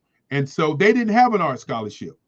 And so I went there with my portfolio. Remember, I told you, he said number 2 was to sell. And so I took my portfolio over to Lana Henderson, and I told her that I had gotten letters, and I showed her the letters, and I said that the top artist was at North Carolina Central, and I want to come here. And so she took my portfolio. I didn't want to leave it, but it was one of the few times I left my work with somebody I didn't know. And so, but I was thinking about the scholarship. And so a week later, they sent me a letter in the mail saying that I could come to North Carolina Central University. And while at North Carolina Central University, I had a counselor. And that counselor came to me. I was going there to be an art teacher, because I felt like that I could teach art and I could draw and paint on the side. And I got in a conversation with this guy, and he said most artists were going to be starving artists. I want people to listen to this for a moment. Never let somebody else define what your life is going to be. They can say that most artists are going to be a starving artist, but they may be talking about themselves. But anyway, so I asked the question, then what else can I do? And he said, well, you can go into fine arts, or you can go into visual communications, which is advertising. He said, fine arts is you're going to probably be drawing cars and those kinds of things. And I said, well, I'm not sure I want to do that. And then he said, but you can go into visual communications, and in visual communications, you can go into advertising, and you can write your ticket. Because, when you're a young man, you're thinking about all the things that you want to do. You're thinking about all the things you're going to do. And I was thinking, yeah, man, I want to go to Super Bowls. I want to go hang out with people. I want to have some money. So I changed my major. And when you asked the question earlier, and I said I cried, it was about 5, maybe 7 years ago. And the reason I cried was because I went into advertising, and that's how I got here into business. I broke records by doing advertising, by doing the Black Business Expo. I broke records by being one of the top photographers shooting for Black Enterprise magazine, with Delta being my sponsor, flying me everywhere. I broke records by interviewing people on television and radio and doing all this other stuff. But while I was doing all of that, I continued to draw. And when I talk about the crying incident, I had a collective mind who was talking to me on the phone, and he said, who was the number one living artist, African-American artist in the world today, and how much money was they making a painting? And because I'm kind of an intelligent guy, I said Dikembe Wiley. And Dikembe Wiley, in my estimation, $500,000 for a piece of artwork in my head was like unbelievable. And so my collective friend hung up on me. And I know, anytime somebody hangs up on me, I sit there and I think about it. And I realized the reason he hung up was he because before he hung up, he said, "You don't know nothing," and then he hung up. So that meant that I need to do number 2, which is to research. So I researched the internet, and I found a guy by the name of Mark Bradford. And then I watched Mark Bradford, and I found out that he was selling artwork for $12 million a painting. And then I studied him from 7 o'clock in the morning to 9 o'clock at night to try to figure out how in the world is he selling work for $12 million. And I found out why. It was because he followed his dream and he networked with the people who made the decisions for him to be the artist he is today. And when I looked at his art and I thought about my art and I thought about the movement that I moved from to go down the journey that I went down, I cried. And the reason I cried was because what people don't understand about people, it's not in, and I want to make this very clear, it's not in what you are doing. It's in who you are and how you do things. And see, me breaking records and all these other things and me being great in all these other things only means that I was going to be great in whatever I do. I was chasing basketball. I was chasing football. I was chasing all these other things. And the goal was right in my hands, right before me. But getting in proper leadership and not always listening to yourself put me into a position where I'm looking at a guy making $12 million. And I'm saying to myself, man, what are we going to do? And so that's how I got from the art piece over to business. And I don't live in regret because I've had a tremendous and a wonderful life in business. And I've had a tremendous life in art. And remember, it ain't over. So I still have the opportunity as I retired at 45 just to do art. And I want you to hear that. I retired at 45 to do art because I believe that when you do what you do all the time and you continue to do what you do, you can only get better. And I believe that I've gotten better as a human being. I believe I've gotten better as an artist and definitely got better as a communicator and as a businessman over the years. Man, that's a lot. We're going to have a Black Business Network Art Expo just so we can show off the preeminence of the abstract impressionist. It's abstract expressionist.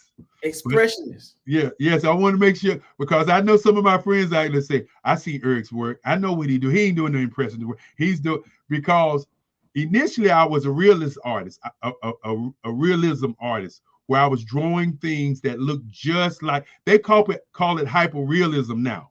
But I was drawing things, and one day I said, all you're doing is copying. Copying is not creating. Copying is not making. You might as well have a camera for what you're doing, even though I was doing it on a high level. And so the expressionist art that I do now is to show emotion in colors and in expressions. And again, I've thought about doing an art expo. As a matter of fact, for those who don't know, I am working on going to 9 nations in Africa to do that thing. Man, I look forward to the next conversation we can have so we can get more into the mind of Dr. Eric Kelly III, the founder of the Black Business Network. And I look forward to seeing how far we go even this year. I appreciate you for allowing me a seat along the ride. And I'm looking forward to us building a strong team and really taking it to the next level. And one of the things that I like to say, RJ, and many times people come along and you don't recognize an icon when you see it. Many times people come along and you don't recognize history when you see it. One of the things that we're doing right now, we are making history. For those business owners who come on here and they're able to communicate and touch other people, they get a chance to see people who don't know that they actually exist. That's what this is really about. And it's almost like I can turn the switch and talk business, turn the switch and talk art. And one of the things I'd say to people when I'm doing my talks is, do you have an operating system? If you don't have an operating system, then how are you operating?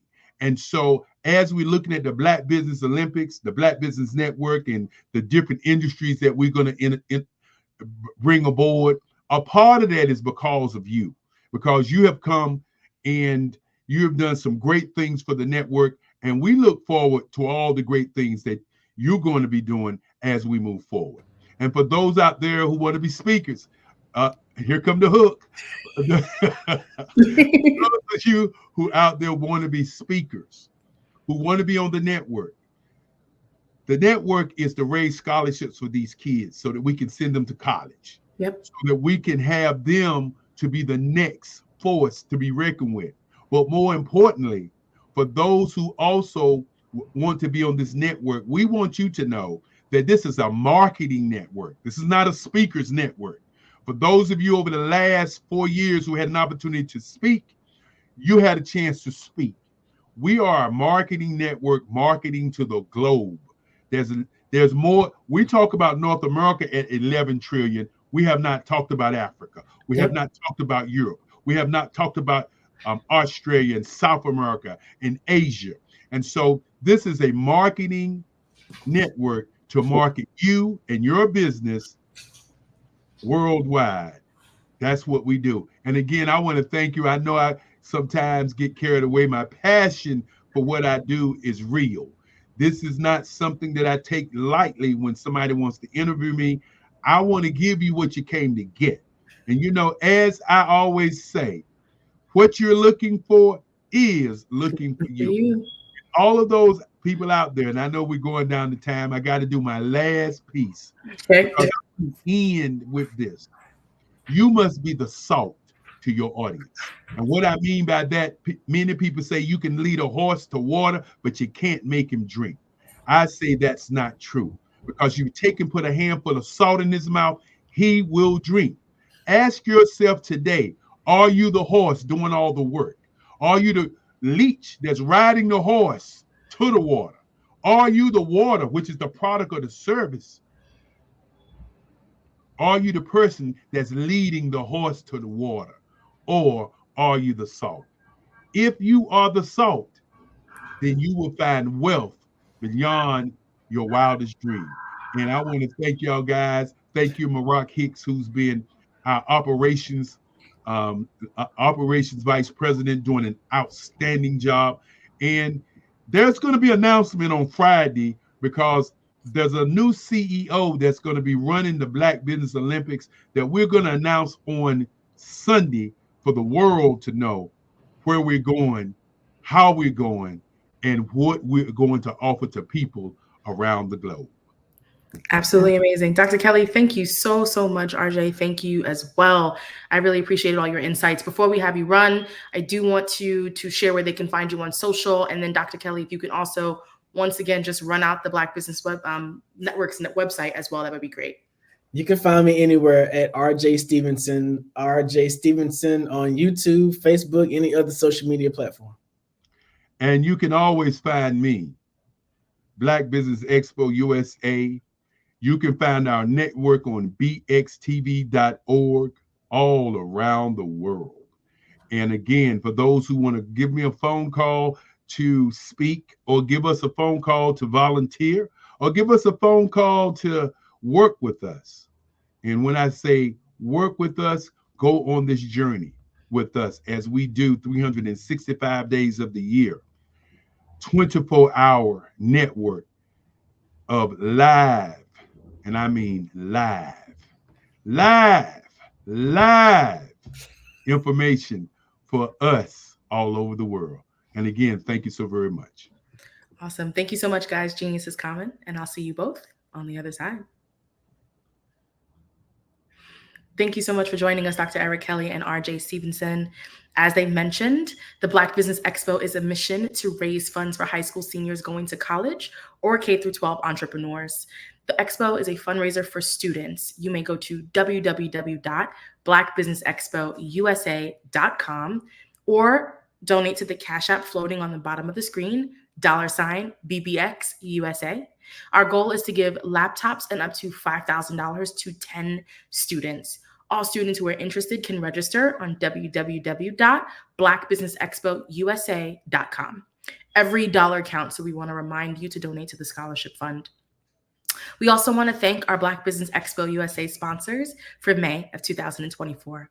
Those are NC100, Moody Capital Partners, Suede Soul, Lotus Rocher Coaching and Training, Carolina, Virginia Minority Supplier Development Council, Step Management, The Hello LLC, Barbara H. Smith LLC, Marjorie McLean Foundation Incorporated, Genius is Common, Earth Essentials, 5-Star BDM Media, Milani Shania Global, Executive Women's Success Institute, The Quality Coaching Company, Superwoman Business Services, Creative Force Studios, Lee Entertainment, Artistic App Design, Black Business Expo USA, Genius is Common, and I'll see you on the other side. I am Black Business. From the moment I wake until the time I sleep, I am Black Business. I am Black Business. Are you Black Business? I am Black Business. Do you support Black businesses? I support Black business because I am Black Business. Black Business Expo, one of the largest business showcases in the history of Black business in the world. Sign up today at www.blackbusinessexpousa.com or call 919-308-9090. I am Black Business.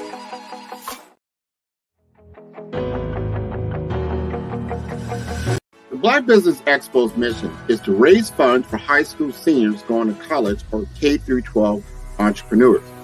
This expo is a fundraiser for students.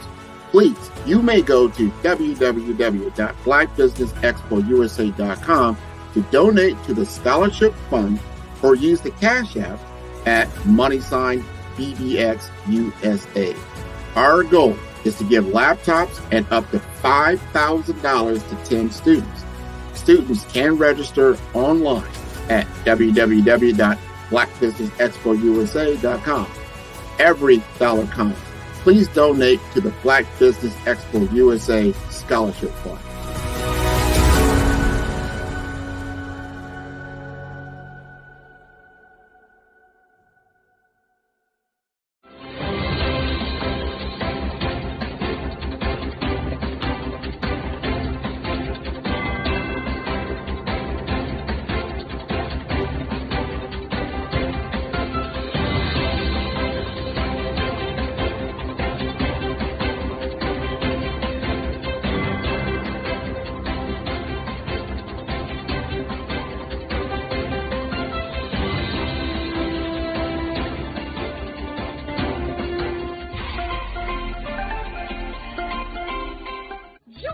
Dr. Eric Kelly III and a host of phenomenal speakers from all around the globe for this 7-day virtual event that you don't want to miss.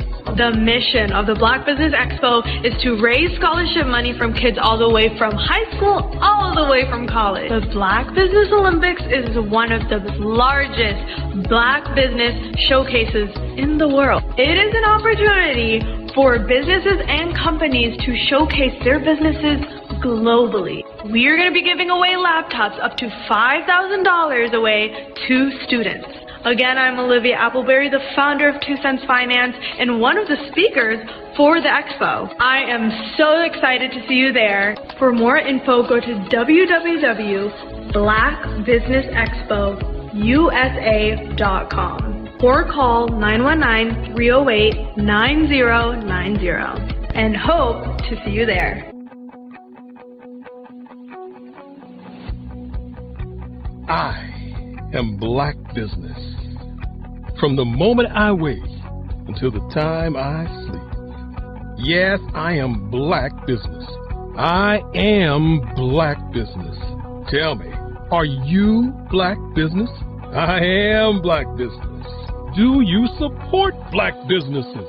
Listen, I support Black business because I am Black business.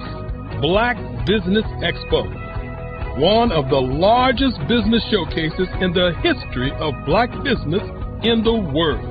The world! Sign up today at www.blackbusinessexpousa.com or call 919-308-9090. I am Black business. I am Black business. From the moment I wake until the time I sleep, I am Black business. I am Black business. Are you Black business? I am Black business. Do you support Black businesses? I support Black business because I am Black business. Black Business Expo, one of the largest business showcases in the history of Black America in North Carolina. Join Dr. Eric Kelly III and a host of phenomenal speakers from all around the globe for this 7-day virtual event that you don't want to miss. The mission of the Black Business Expo is to raise scholarship money from kids all the way from high school all the way from college. The Black Business Olympics is one of the largest Black business showcases in the world. It is an opportunity for businesses and companies to showcase their businesses globally. We are going to be giving away laptops up to $5,000 away to students. Again, I'm Olivia Appleberry, the founder of 2 Cents Finance and one of the speakers for the expo. I am so excited to see you there. For more info, go to www.blackbusinessexpousa.com or call 919-308-9090 and hope to see you there.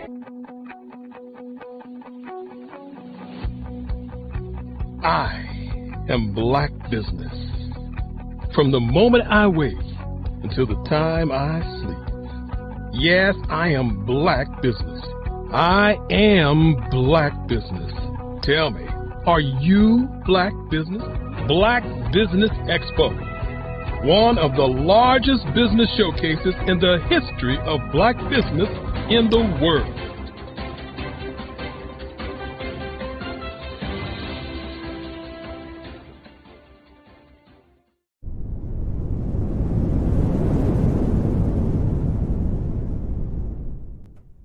Absolutely. So our coaching program help people that have the lack of time, that lack strategies, and lack the confidence to go after their dream life. So we help them implement tools. We help them implement, I love to leave the inherited lack of finances or the education behind finances. But it wasn't until I lost my firstborn, my only son, that life changed for me. And where I was going after it all, living the corporate life, hit my 6-figure income and living in my dream house with my dream man, driving my dream car. Wow. I nearly lost it all when I lost my son. And so I realized it only takes one financial catastrophe that can change your entire life. That's what made me start All New Beginnings. Because no matter what's going on in life, there's a new beginning. And because of that, we develop a program called Wise Minded. My little slogan is, don't just dream it, let's live it. If they want to connect with you or work with you, what is the best ways for them to be able to do that? Well, for my social media guru, you can connect with me on every single social media platform as Tanya T. Rose.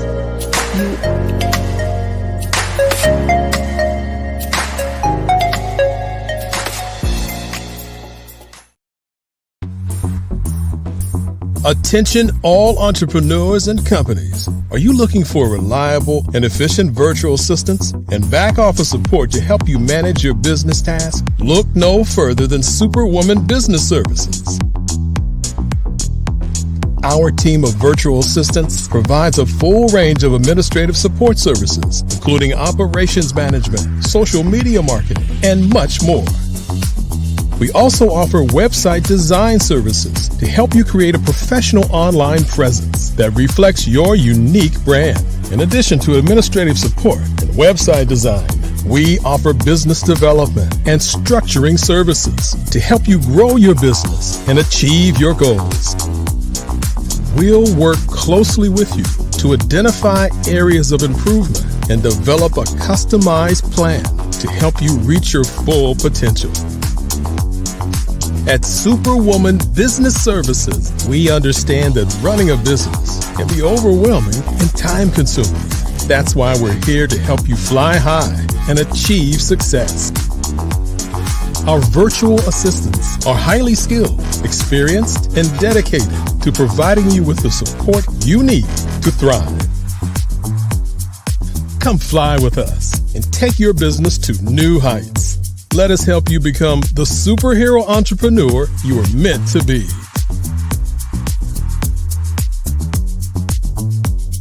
Contact Superwoman Business Services today to learn more about our back office support services. Come fly with us and take your business to new heights.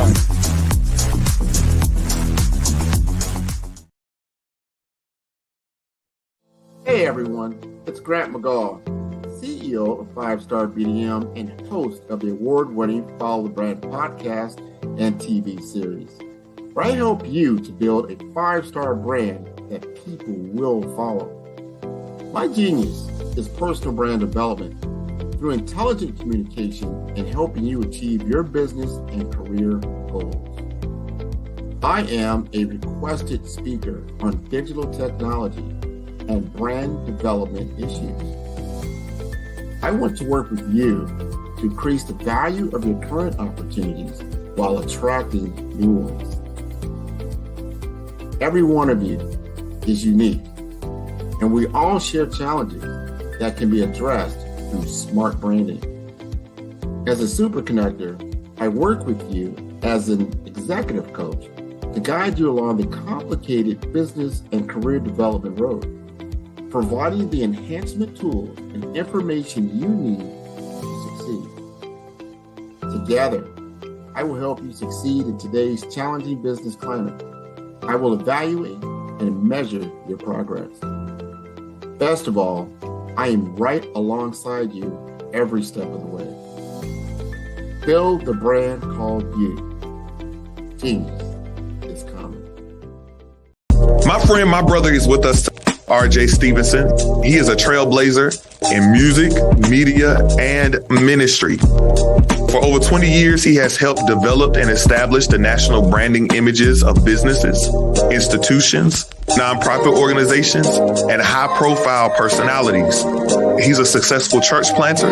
He has been blessed to serve as a preacher, a presenter, and a speaker at various conferences and conventions across the globe. He has established several successful churches and ministries under the brand The Infinity Church in Raleigh, North Carolina, Conway, Arkansas, and currently in Tampa, Florida. Stevenson's insight in media and evangelism caused ministry to soar during the season of a pandemic. The church has left the building by embracing a hybrid model that served both physical and digital ministry partners. We are excited to have this man of God to come before us.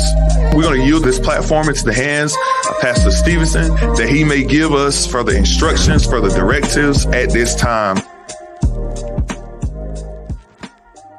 Hello, I am Dr. Eric Kelly III, the visionary strategist and founder of the Black Business Olympics. I invite you to showcase your Black-owned businesses on the Black Business Network global stage. The Black Business Olympics is a global Black Business Network platform that propels Black-owned businesses into the international spotlight. By showcasing your business on the Black Business Olympics platform, you can reach a worldwide audience of potential customers, partners, and investors. You can also establish yourself as a thought leader, an expert in your field, attract lucrative partnerships, and more speaking engagements. In addition, the Black Business Olympics platform provides a valuable opportunity to connect and collaborate with like-minded entrepreneurs and business professionals from around the world. This can lead to new business opportunities, ideas, and relationships. Finally, by sharing your story and expertise on the Black Business Olympics platform, you can inspire and empower others. This is a powerful way to make a positive impact on the world and leave a lasting legacy. If you are a Black-owned business owner, I encourage you to seize the opportunity to showcase your business on the Black Business Olympics platform. It is a once-in-a-lifetime opportunity to make an indelible mark on the world. Be one of the 1,000 visionary entrepreneurs who are changing students' lives, shaping industries, and leaving an unforgettable legacy for their families. Unleash your voice on our global stage and watch your business thrive. Black Business Olympics is one of the largest Black business showcases in the history of Black business in the world. Yes, the entire world. Just give me a call today at 919-308-9090.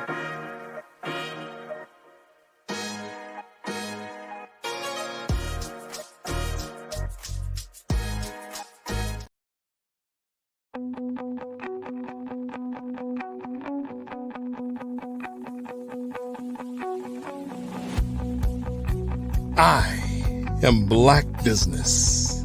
From the moment I wake until the time I sleep. Yes, I am Black Business. I am Black Business. Tell me, are you Black Business? I am Black Business. Do you support Black businesses? Listen, I support Black business because I am Black Business. Black Business Expo, one of the largest business showcases in the history of Black business in the world. The world!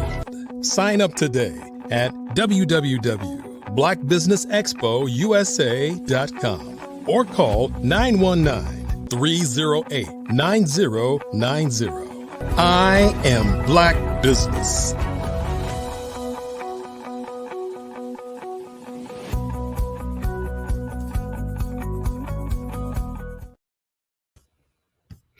Greetings again. This is the Black Business Network, and I am your moderator for this evening. My name is RJ Stevenson, and I'm glad to be here with you as your moderator for this evening. The Black Business Network is a network of Black businesses from all over the globe. Business leaders, thought leaders, entrepreneurs, we're here to inspire, empower you, and reach you for your journey on Black business. Here this afternoon, this evening, we have our next group of panelists that are going to join us to talk about an amazing opportunity. First up, let me introduce Latasha Oliver. Latasha Oliver is a certified holistic life, health, and medication coach with over 2 decades of experience in the health and wellness industry. Beginning her career in 2001 as a personal trainer and fitness instructor, Latasha quickly advanced to become the operations manager of Shapes Total Fitness, a role she held for nearly 10 years. In 2015, Tasha founded Love and Light LLC, a holistic life coaching business dedicated to helping men and women transform their lives. Latasha's mission is to guide individuals in healing from past traumas while promoting a healthy lifestyle. Join Latasha in discovering the power of holistic health and wellness and embark on a transformative journey towards a healthier, more balanced life. Also joining us is Mr. Johnny Grandison. He's a project manager with the federal government. He received his degree in civil engineering from Florida A&M University. He's also co-owner of Premier Health and Wellness Consulting, LLC, a company that serves to educate and empower people to make informed decisions to be healthier spiritually, mentally, and physically through health and nutrition education. Johnny's married to the lovely Miss Beverly Grandison, and they reside in Chesapeake, Virginia. Last but not least, we have Dr. Tiffany Hendricks, also known by Dr. Tiffany Marie on her social media platforms. She's currently a full-time telemedicine virtual primary care provider for over 40 U.S. states. Dr. Tiffany Marie received her MD from Howard University School of Medicine in Washington, D.C., and completed her residency at the University of Alabama School of Medicine, Huntsville Family Medicine Program in Huntsville, Alabama. She's been practicing for over 20 years, including over 6 years and in private practice. Dr. Tiffany Marie is double board certified in lifestyle medicine and family medicine, focusing on lifestyle modifications to treat and reverse chronic conditions. Deprescribing is her passion and the foundation behind Full Health and Wellness, where she uses tips and tools to help people need less prescriptions to enjoy more living. Please welcome Latasha Oliver, Johnny Grandison, and Dr. Tiffany Marie to our stage. Thank you all for joining us tonight. Thank you so much. So not too long ago, I got a phone call from Latasha. Funny thing is, a few years ago, I got a phone call from Latasha. And so Latasha called me talking about this amazing opportunity that we're going to talk about on tonight. So Latasha, you want to go ahead and introduce the situation that we're talking about this evening? Situation, yes. So yes, I call you RJ because I saw a great opportunity to change people's lives. And that's, what I've always been in the business of, in the health and wellness industry. If I find an opportunity to change someone's life for the better, that's what I'm going to do. And this opportunity here allows us to change people's lives. And some people don't even realize that they need this change. And, unfortunately, a lot of us, even myself, are walking around with different things going on and not understanding the root cause of it. And this opportunity allows us to help so many people fix the root cause of so many things that we're dealing with. So yes, I made that call and you jumped on board. And Dr. Tiffany is a key person for us. And I love the fact that we do have a doctor on board, to talk to about these things, because sometimes people want to talk to a doctor when you're talking about these types of situations. So I love the fact that we have Dr. Tiffany on our team. So yes. Now, I know we're using the word situation, but tonight we're having a health and wellness conversation. Johnny Grandison, man, you've done so much in inspiring people all over the country to get involved in living a healthier lifestyle. Can you talk about why you were inspired to join in with this company and talk about the product and program that we're talking about this evening? Okay, well, for over 20 years, we've been in the industry, being able to share things that we've seen, and a lot of times our conversations at the dinner table is dealing around somebody's death, somebody's medication, somebody's hospitalization, and that seems to run rampant in our families. But they don't talk about things, lifestyle things that they can do to actually help that, and sometimes people are like, it's been going on so long, they feel like it's hereditary. They feel like it's just something that's a matter of course of getting older. And for those of us in this particular community, we realize that doesn't have to be the case. And so for years, we've been trying to address lifestyle and nutritional values of people needing to eat healthier, because that is a need, exercise and stuff like that. But that wasn't always what people wanted to do at that moment. They wanted to live the life they were accustomed to, the things that were customary in terms of food in our particular communities, they want to continue to do. And so we're like, how do we find a way to get people right where they are and help them transition to where they need to be? And so this particular protocol from where we are now allows us to, help work with the body, help them do right where they are, just not only change what they're eating, but when they're eating it. And so this protocol kind of help them to where they can see success very quickly. And once they see that, they realize this is something they can do. This is not for other people. This can be for them too. And when you look at the influence that many people have, this is a vehicle which gives them the ability to have a greater impact. It's an impact in terms of improving their health, not only for them and their families, but for whole communities. And so we thought it was important that we come on board now so that we can actually help people and direct them into this particular way of life. Now, Dr. Tiffany, I love the fact that you help people de-prescription themselves and get away from all of the stuff that I don't want to hear doctors say to me when I go to the doctor's office. You help them to find a way to live a life of health and freedom. Can you talk about why many of us in our communities go first to medication before finding natural ways to help cure and heal our bodies? Well, you know what? I think that's a great question. I would say, I think the biggest issue with people of color is lack of education. So even though the reality is people of color tend to not trust physicians as much, but we also don't have the education to know what else is out there or feel that that's safe. Unfortunately, you don't have a lot of people that look like me talking about these things. We're getting more now, and we tend to gravitate towards people that look like us. We do. So having somebody out there that can look like brown people, people of color, we can actually help open up that conversation a little bit more to say, hey, there's other options. You don't have to take just drugs. In fact, for all these lifestyle conditions, high blood pressure, type 2 diabetes, pre-diabetes, high cholesterol, heart disease, those are lifestyle related conditions. If we know the right things, we can reverse that and even get off some of those medications or not get on them at all. So tonight we are talking about an amazing opportunity called Unicity, okay?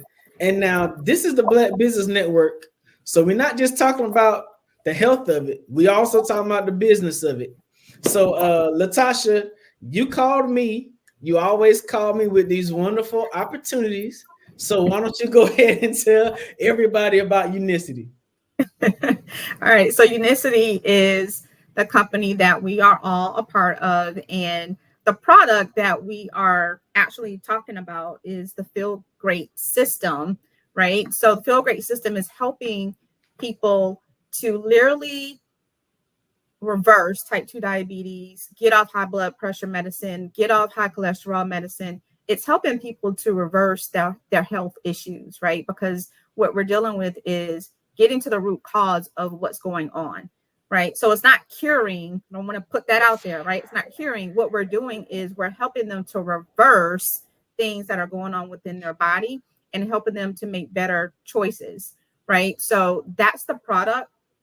And I'll have Dr. Tiffany to give a little bit more of the science behind it and the opportunity within itself. But this is a great opportunity. And one of the main reasons why I'm excited about it is because we're not only helping people change their health, but we're also helping people, our people, change their life in a financial standpoint as well, right? So health-wise and financial-wise, because this gives people a business opportunity, which a lot of people don't have, right? So imagine having a business opportunity where you can change somebody's life. You can change your family's life, right? And you can educate your family on how to change their life. That's the opportunity that we are actually providing. It's not just we are doing it. We're providing that opportunity for other people to do it as well. Our people need to understand it's not about just changing this or changing that. We need to educate each other and support each other. And this business gives us the opportunity to support each other, which a lot of our people say we don't support each other enough. This gives us the opportunity to do that. We're supporting each other, Black on Black businesses, supporting each other and educating each other in the same. Now, y'all, when Latasha called me initially, it was about pushing a whole nother set of pills and some towers and all that kind of stuff. And then Johnny and Beverly Grandison came alongside, and they actually came down to where I was in Tampa, Florida, and made sure I was okay. They brought me product. They did all they could to make sure I had the kind of influence that I needed to be successful. Johnny, can you tell me why in the world you think that people all over the world will be able to do this business model and be more successful? Well, the great thing is people all over the world are doing this. We're actually in over 50, almost 60 countries with this particular product because it's a lifestyle. It's a protocol for which we allow the body to actually work with itself to do the things it needs to do. Now, we look at it from the standpoint of over the last 20 years, we've been talking about health and nutrition. We've been talking about natural things. We're talking about plants. And so this still aligns with that very same mission. Is a body wants to heal and repair itself if we give it the right tools. And so as we come alongside and get the body to refrain and readjust some of the things that you're already doing in your lifestyle, it'll work with your body to do just that. And as we talk about finances, people in our communities are all about we have to do this on our own. We could have 5 different people doing the same thing, and they're all in a competitive nature trying to do the thing. With us, we actually offer leverage. We realize as a business, if I can help 100 people earn $100 and I just get $1 off of each of them, I still have my $100, but they're ones that are out there and actually generating the contacts because they know people I can never get to. Now, if we add a few more zeros behind those numbers, imagine that power of that, and that's called leverage. And so that this business, it gives the ability to do that, and you can do it virtually, and you can do it with the person side by side right with you. And so because we work on teams, you'll be in business for yourself and not by yourself. And then that's one of the reasons why it works so well is, we realize we have a vested interest in helping more people. And the great thing about what we're doing is the money part is great, but we realize if we help more and more people get healthier, we'll get compensated for that. And so I think that's one of the things that as you look at it and change the dynamics of it, you realize you can help more and more people, even some that you don't know. Dr. Eric talked about virtual reality and stuff like that, being able to reach across the borders, reach across people you don't even know, because the things that we're dealing with in terms of metabolic health is so far reaching, it's even outside of our communities. And so the more people we help, regardless of what they look like, then that's a benefit. We just have a vested interest in helping people that look like us because we're so overlooked and we're so left behind, and these things are working in other people's community, but why not ours? And so it's up for us to bring it to people in our communities. So now, Dr. Tiffany, we done called it a situation. We can call it a protocol. We're gonna call it a whole lot of stuff. Now you're gonna have to straighten this stuff out. Can you let us know what it is, what it looked like, how you take it? Like, give me all the doctor check marks on this thing so we can have a good conversation. Okay, so it's called the Feel Great System. It's a program. So that's why you hear system, you hear protocol. It's just 3 simple steps. The first step being time-based eating. Okay, so I like to use those terms because they sound more palatable. You just have a period of time that you eat and a period of time that you don't. Because we're trying to hit the root cause, which is insulin resistance. So that means you just literally need to stop eating to decrease insulin. Insulin comes from when our body breaks down carbohydrates, and then your pancreas has to release insulin. So if you don't eat, there you go. You decrease your insulin resistance right there. So that's part 1. Part 2 is a yerba mate drink that is from, so when I say yerba mate, that's an herb from South America, largely used in Argentina. And what that does is it acts like those GLP-1 shots, Ozempic, Wegovy, but it naturally does what those things do, and not to the crazy levels that it does. So that way you don't get the crazy side effects, like thyroid cancer, stomach paralysis, needing a feeding tube, but you're able to get some of the other benefits, the weight loss, the shrinkage. You're able to get the decrease in your A1Cs, the cholesterol, and you're getting the fat burning, and then the energy, the mood. I mean, my kids say I'm in my hippie phase. So that's the other part. And then the third part would be a fiber blend, and it's a 7-strand fiber blend. And so I tell people way before I came across this whole program was eat the rainbow. You want to eat all the colors in the vegetables because they all have different phytonutrients that we need, right? But how many people are doing it? If we're honest, I wasn't even doing it. So having something that helped me do it was huge, and that's what the fiber blend, the balance, does. So you wake up in the morning, you mix your tea, the yerba mate drink, and you drink this first thing in the morning, skip through breakfast, if that's what you can do. But I meet people where they are. Like Latasha, when you're coaching people, you don't give them $2,000 a goal and they get mad when they don't meet it because that messes their self-efficacy up, right? Okay, so you do this in the morning. And then you come to lunch, you have your lunch. And if that's your largest meal, then you'll do the fiber blend. That's when you'll do that. But if it's not, you'll save it for dinner. After lunch, you're drinking your tea again. And you're sipping on it because it's cutting down the carb cravings. It's making you not want to eat as much. It's decreasing the food noise is what it's doing. So that's why you get those results that you get. So let me regurgitate what you said the best way I can. Now, I'm not a doctor, so I'm going to just say it like I said. In essence, you want me to drink the bottle of murky stuff, right? And you call it Hakuna Matata, right? And then there's a sleeve of fiber that reminds me of the old Crystal Light. And then you're telling me that you want me to not eat, but when I eat, I can eat everything I want to eat. This sounds too good to be true. So help me understand what. Yes, ma'am. You come back to the screen because I need to get it. You got me saying ABCs over here. I don't understand. No, but what you said is a simplistic way, but it still works that way. So there's plenty of people that have been doing the program just that way, didn't change a lick on what they ate, still eating the same foods. And so honestly, because I'm using this as a transition, I don't give my people too much to change that first month, because trying to get down drinking the murky stuff, which actually tastes like an Arnold Palmer to me. It doesn't taste that crazy murky stuff. But anyway, so to get people to do that is the first goal. And then the next month, I'm like, okay, what things can we work on? Can you actually miss breakfast? Now I want you to increase your veggies, because you're getting veggies with the balance. You're getting your veggies with this fiber blend, but I want you to eat more veggies, because that's where the power is too, right? And so I just add on where they are. But there are people doing absolutely nothing different. That's why it's easy. So, as in any business, there is money associated. Let me see. Latasha, can you talk about how much it's going to cost me to add the Arnold Palmer tasting murky water and the fiber stuff to my diet? All right. So the Feel Great system. Okay. So the Feel Great system per month is $159. Okay. And then, so you got to think too, in the mornings, for most people, once you get to that point where you're skipping breakfast, you're actually saving money, right? So you're skipping breakfast, and then you're taking your tea, you're drinking that throughout the day. So then you have your lunch, and then you have your dinner, right? And you're having your fiber with your heaviest meal. Most people, that's with your dinner, right?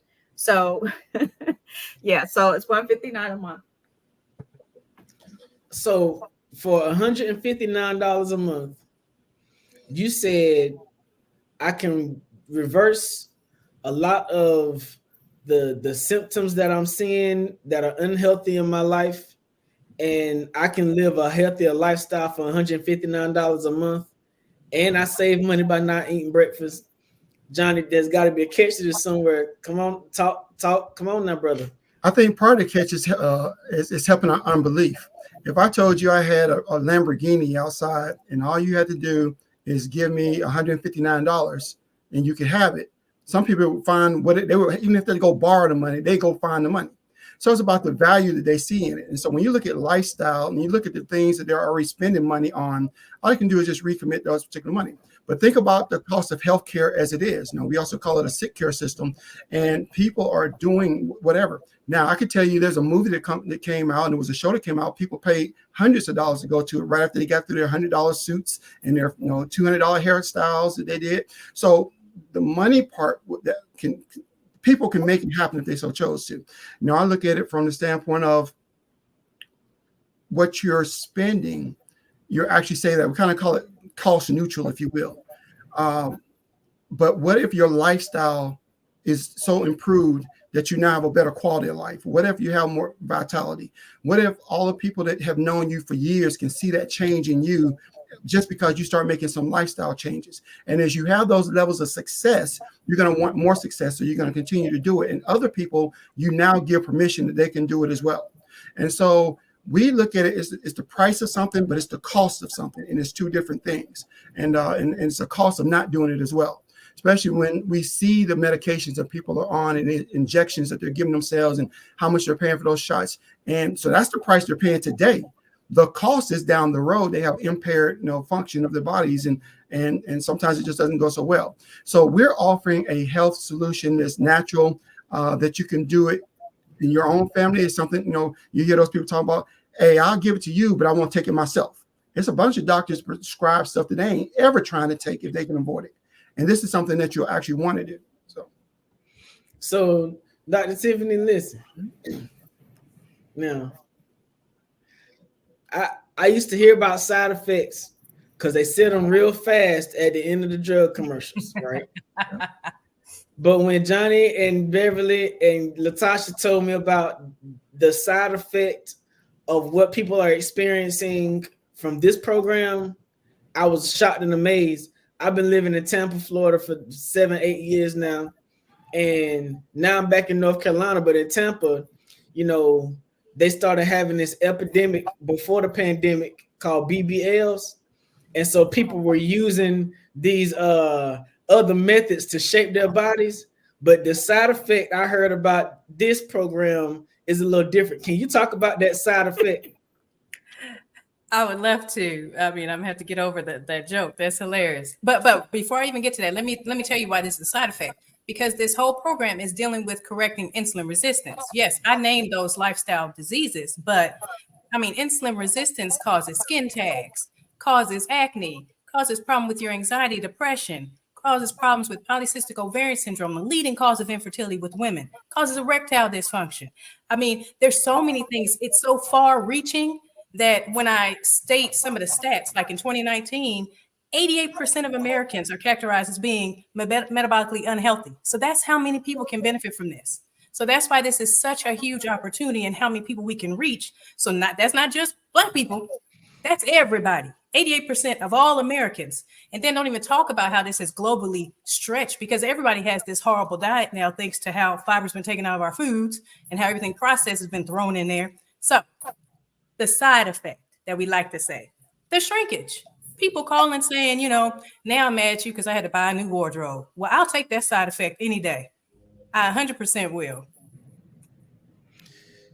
So shrinkage is a side effect. That's a wonderful side effect. I like the way you said shrinkage, but I heard what you said and I heard what you didn't say. And what you meant is we're gonna get thinner. Now, Tasha, when you call me about stuff like this, it all sounds great, but at the end, you got to show me the money, right? So help everybody understand that we're talking about this not just from the perspective of giving you another alternative for healthy lifestyle and living, but this is also an opportunity for you to have financial freedom in your life. Can you talk about that as well? Yeah. So like I was saying earlier, this is an opportunity for us to help people, have a financial freedom and help other people do the same, right? So, and like Johnny was saying, you're not in business by yourself, right? Because we're doing this together. We have the support of each other, right? So just like some people want to have their business or they want to get into a franchise, but it costs way too much money. You can't afford it, or you don't know how to start a business. This is an opportunity. You don't have to worry about none of that. You really don't have to worry about any of that.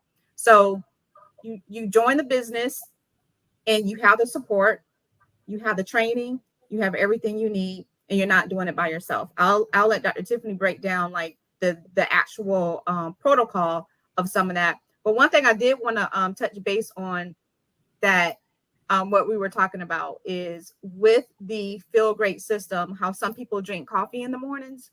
That's something else that they can actually eliminate. So I just want to throw that in there, because with your tea, you're going to get what you need that you're normally getting from the coffee. So that's another benefit. So I definitely want to throw that in there before I forgot.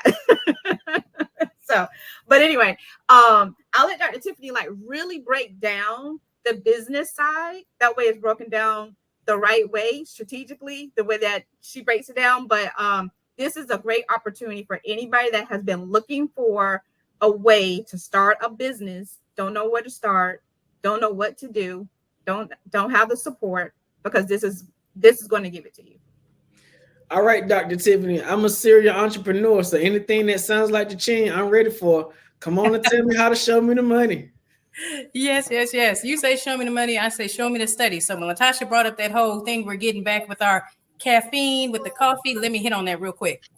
So the bioactive compound in caffeine is chlorogenic acid, and that is what's in this murky water, as you say, but it's increased to an amount that's more than anything you're gonna get in the stores, as well as theobromine. So the chlorogenic acid works like metformin, but then it also has the same mechanism of action as those statins, that cholesterol medicine that people like me prescribe that have crazy side effects. So that's why we get those results. But you have the theobromine that opens up blood vessels. So it helps with decreasing blood pressure and it helps with the mood. That's where all that other fun stuff comes from. So anyway, so, you brought up science and I went down a rabbit hole. That's what happens. Okay. So talking about the money. Okay. So in order to really come in and talking to a business owner that had to actually open a practice and saw what being in the red is like for 2 or 3 years, all you're doing is you're buying 10 Feel Great kits. So we sit there $159. So actually it's a little bit discounted at $15.49. You're paying for 10 Feel Great kits that you sell and get your money back. That's it. That's the way in. There's nothing else special about it or fancy. That's it. Even the amount that it costs to join as a business owner, the $40, they waive that. That's what's been waived. I actually just signed somebody up the other day. It is just $15.49, and that's economy shipping. You want to speed it up, you got $131 depending on your area. That's it.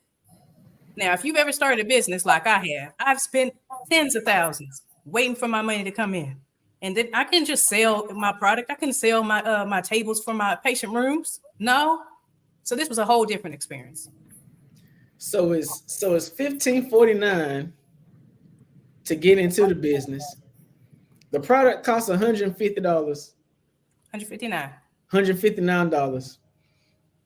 But the low price of the buy-in and the low price of the product when relative to the effects is not what caused me to even keep, if the conversation about this kind of stuff ain't worth my time, I have them real quick. What got me interested was the fact that Johnny used it. Johnny, can you talk about the kind of results that you've seen by your personal experience? Absolutely. My wife and I, we had this conversation about, we know what people are needing, but we also know what they want. And so it's okay, I'll try it. And the reason I'm going to do it is I want to be able to take a person who is living the lifestyle they're living and they don't make any changes. What would happen to that person if they were to try it? So I literally changed nothing about my routine. And in the first 30 days of changing nothing, I lost over 12 pounds. And then in the last couple of months I've been taking, I'm well over 25 pounds now. And so it's been one of those situations whereby I can see it. Other people can see it in me. But we continue to just share that experience because we have aunts and other parents and neighbors and friends and coworkers are on it, and they're all having their own experience. We know enough to know that everybody is different. Everybody's body is different, and they live different lifestyles. So I can't tell you exactly what's going to happen with you, but what I can tell you is that your body will respond in a favorable manner by taking this particular product. And as we look at it from the standpoint of some people, because they're having such great results, they're like, I'm joining the business. They already have told their friends. And so before they even order their product, they already know the 10 people who are going to be a part of their product. So their product is almost sold. So they're getting their money right back in their pocket. So that was the great thing about that is that you can see your money. Your money's not just going out. It's actually coming right back to you. The other part of that, too, is we look at it from the standpoint of in our communities, when we think of business, we always think you have to have some storefront. We think you have to have a lot of overhead. We think you have to have all these expenses to have a business. In this world we're in today, you can do it virtually, is what most of us do, and you can do it part-time. I have a full-time job. I don't need another job. And so we're looking at this business to actually help me leave the job that I'm already in. I'm too young to retire, as they say, but you don't need age to retire. You need money. And so, our friends that even shared the information with us, another engineer making over $250,000 a year, within 9 months, literally made more money and just left her job. So when we talk about the money, we're not ashamed to talk about it because it's real and we're seeing it. And so when we look at, people also in terms of understanding the business, they don't realize what tax deductions do. It's not always what you make, it's what you're able to keep. And so by having this part-time business that you have, now more what you've made based upon working your business, you can start writing off that. We have business trips, we have business meetings, we have business dinners. We have things, and when you get with your tax professional, we'll be able to share with you by being in a position when that tax law was written, it was written for business owners. It wasn't written for just the ordinary person. But by paying this simple fee, you now have a business by which you can exercise that, and you'll make money and then be able to keep more of the money you just made. Now, when I get into situations like this, just like before, I don't get into them because I need some more money or because I need some more business or some more work to do because I'm already busy. Okay. I get into situations like this because I see the value in how it can help our community. Yep. In the past, I had a problem about feeding some kids in the neighborhood. Tasha called me, and when she called me, she gave me an amazing solution. So I didn't jump into it because I wanted to make some money. I jumped into it because the product was good at supplying a solution for the ills that I saw in my community. Yep. This is another product that solves the ills that we see not only in the community with our health issues, not only in the community with the wonderful side effect of helping us become slim, but also this product and the strategy and the system of compensation allows us to see more value in who we are as Black people. And one of the things that I had problems in a lot of other systems was that you never saw Black people at the leadership of it. And it always seemed like we were positioned in the business in a way that we were never able to get ahead. Dr. Tiffany, can you talk about how this system and compensation sort of leverages what we can see in our community as results? Well, actually, yes, I can. I just got back from a recognition event, our first ever in America. And and I was one of the 4 to 5 Black people walking the stage, getting recognized for the leadership and for what we were able to accomplish. And, as Johnny talked about, one of our business partners and how she was able to replace her engineering income. She has been pushing all of us, pushing me. It's never about the color. I mean, we have this product in Puerto Rico. They were walking the stage. We have Canadians. So we have all types of brown people on the stage. So when I tell you, it clearly is obvious that there's a place for us. And with what the numbers I'm seeing coming, I mean, with Johnny, with LaTasha jumping on, I'm already in a team bringing more people of color with me to the next event. You have no idea how excited I am. I didn't have to do this, just like you said.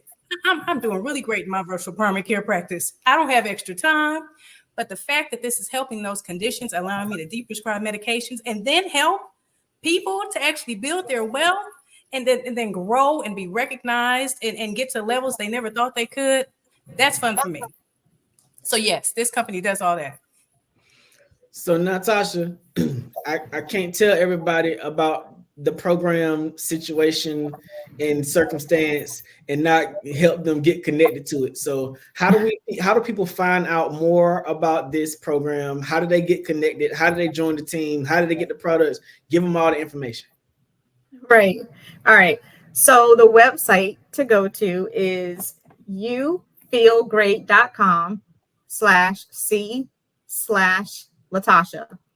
And that is let's see. So youfeelgreat.com/C/LaTasha. youfeelgreat.com/C/LaTasha. Listen, once you sign up, trust me, this is what LaTasha do. She gonna call you and call you and call you and call you, but she's not calling you to get on your nerves. She's calling you because she really wants you to get benefit of this amazing opportunity. Listen, these people have helped me to feed children in a whole neighborhood. They've helped me to turn around the healthy lifestyles of a whole community. And trust me, I would not be bringing this to the Black Business Network if it was not a solution to some of the ills that we commonly see in the healthiness or lack thereof in our communities. Listen, this is a solution for your health.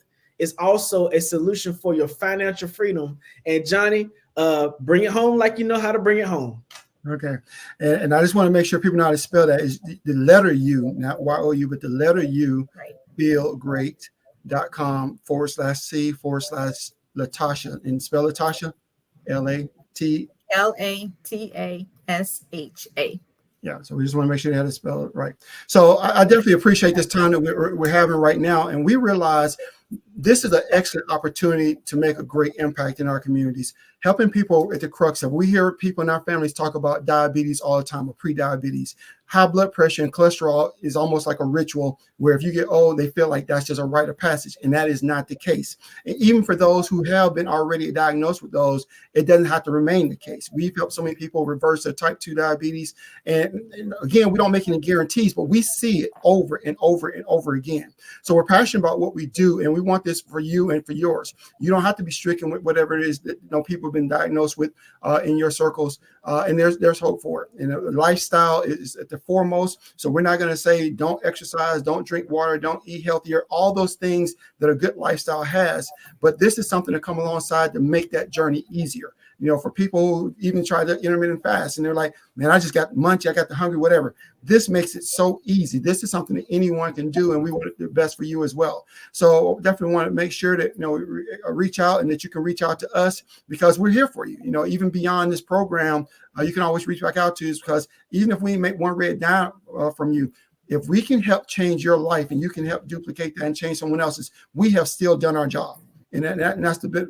How can we help people in our communities and all across the world to live a better life? And that's part of that connection that we have. And, so other than, salvation, this is right in line with that. So health is new wealth. Wow, what an amazing conversation. Thank you all so much for bringing your valued expertise. Thank you, Dr. Tiffany, for showing us the murky water that tastes like Arnold Palmer. And man, I can't wait to see how many people come and take advantage of this amazing new healthy lifestyle because they saw it here at the Black Business Network. I appreciate you all so much for your time. Thank you. Thank you. And so I'll slide you all backstage. Genius is coming, and I'll see you all on the other side. All right. The Black Business Network is definitely an amazing fundraiser for all of our young people. You can go to the Black Business Network website at www.blackbusinessexpousa.com to get more information about how you can participate in the fundraiser. Our mission is to raise funds for high school seniors going to college or K-12 entrepreneurs. It's an expo, it's a fundraiser for students. To donate to the scholarship fund, you go to www.blackbusinessexpousa.com or use the Cash App that's on the screen below, $BBXUSA. Our goal is to give laptops and up to $5,000 to 10 students. Students can register online at www.blackbusinessexpousa.com. Every dollar counts, so we want to remind you to donate to the scholarship fund. Let's thank our Black Business Expo USA sponsors from May 2024.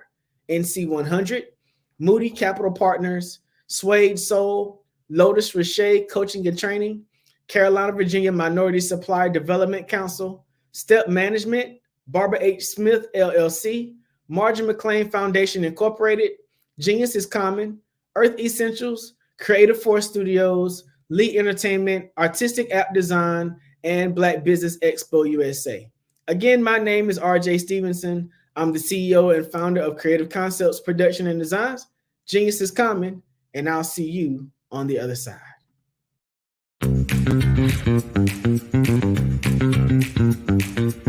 It's time for you to start bossing in social media.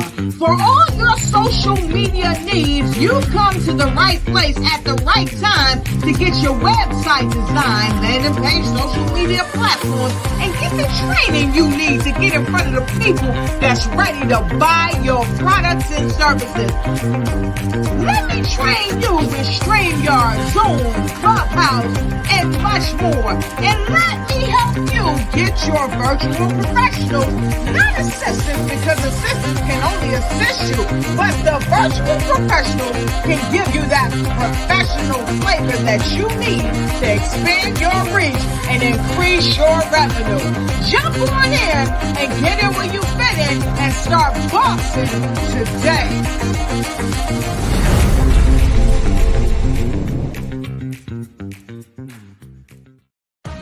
Are you an innovative entrepreneur or business owner ready to embrace the future of business transformation? The world is evolving at an unprecedented pace, and it's crucial to adapt and pivot towards success in this dynamic landscape. At the Hello LLC, we are dedicated to guiding you through this transformative journey, offering a comprehensive suite of services that extend beyond the metaverse and 3D immersive experiences. Our mission is to empower businesses and brands by assisting them in building, branding, systemizing, and automating their operations. We specialize in steering businesses from a two-dimensional existence to a thriving three-dimensional presence, where opportunities abound. We help businesses harness the power of technology to work smarter, not harder, enabling them to operate efficiently and stay ahead of the curve. Our diverse range of services includes: Our Biz in a Box is a complete business solution package designed to jumpstart your entrepreneurial journey. From strategic planning to digital infrastructure, we've got you covered. Your one app, one tap solution. Our motion work AI videos transform your brand storytelling with our cutting-edge AI-driven video production, captivating your audience like never before. Our 3D VR environments will step you into the future of immersive experiences. With our custom 3D virtual reality environments that engage and captivate your customers. Lastly, in our Pivot membership program, we offer tailored guidance and support to either show you, teach you, or take care of the transformation process for you. According to a 2023 study by Fundera, a staggering 28% of small businesses in the United States do not have an online presence. This statistic underscores the importance of embracing digital transformation. Having a website is more than just an online presence, it's a gateway to unlocking numerous benefits, including reaching a broader audience, showcasing your products or services, generating leads and sales, establishing trust, providing customer support, and maintaining competitiveness within your industry. The Hello LLC is committed to helping you excel in all these aspects of modern business, not just limited to the metaverse alone. Why should you choose the Hello LLC to navigate this transformational journey? By partnering with us and harnessing cutting-edge technology, you can provide immersive experiences for your customers, expand your global reach, reduce operational costs, and enhance brand recognition, all while working with a company that holds integrity in high regard. Our commitment to ethical and principled business practices ensures that your journey towards success is not only innovative, it is also firmly rooted in trust and transparency. Don't wait. Take the first step towards a brighter business future.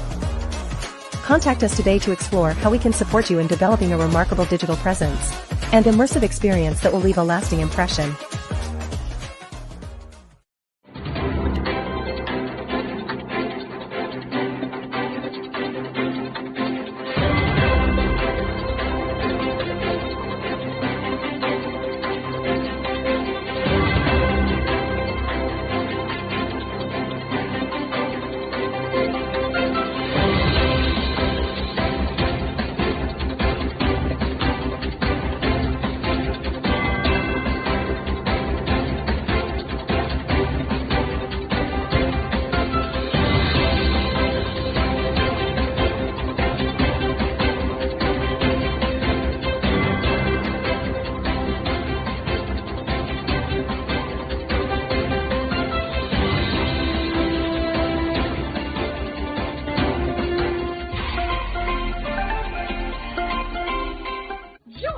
Dr. Eric Kelly III and a host of phenomenal speakers from all around the globe for this 7-day virtual event that you don't want to miss.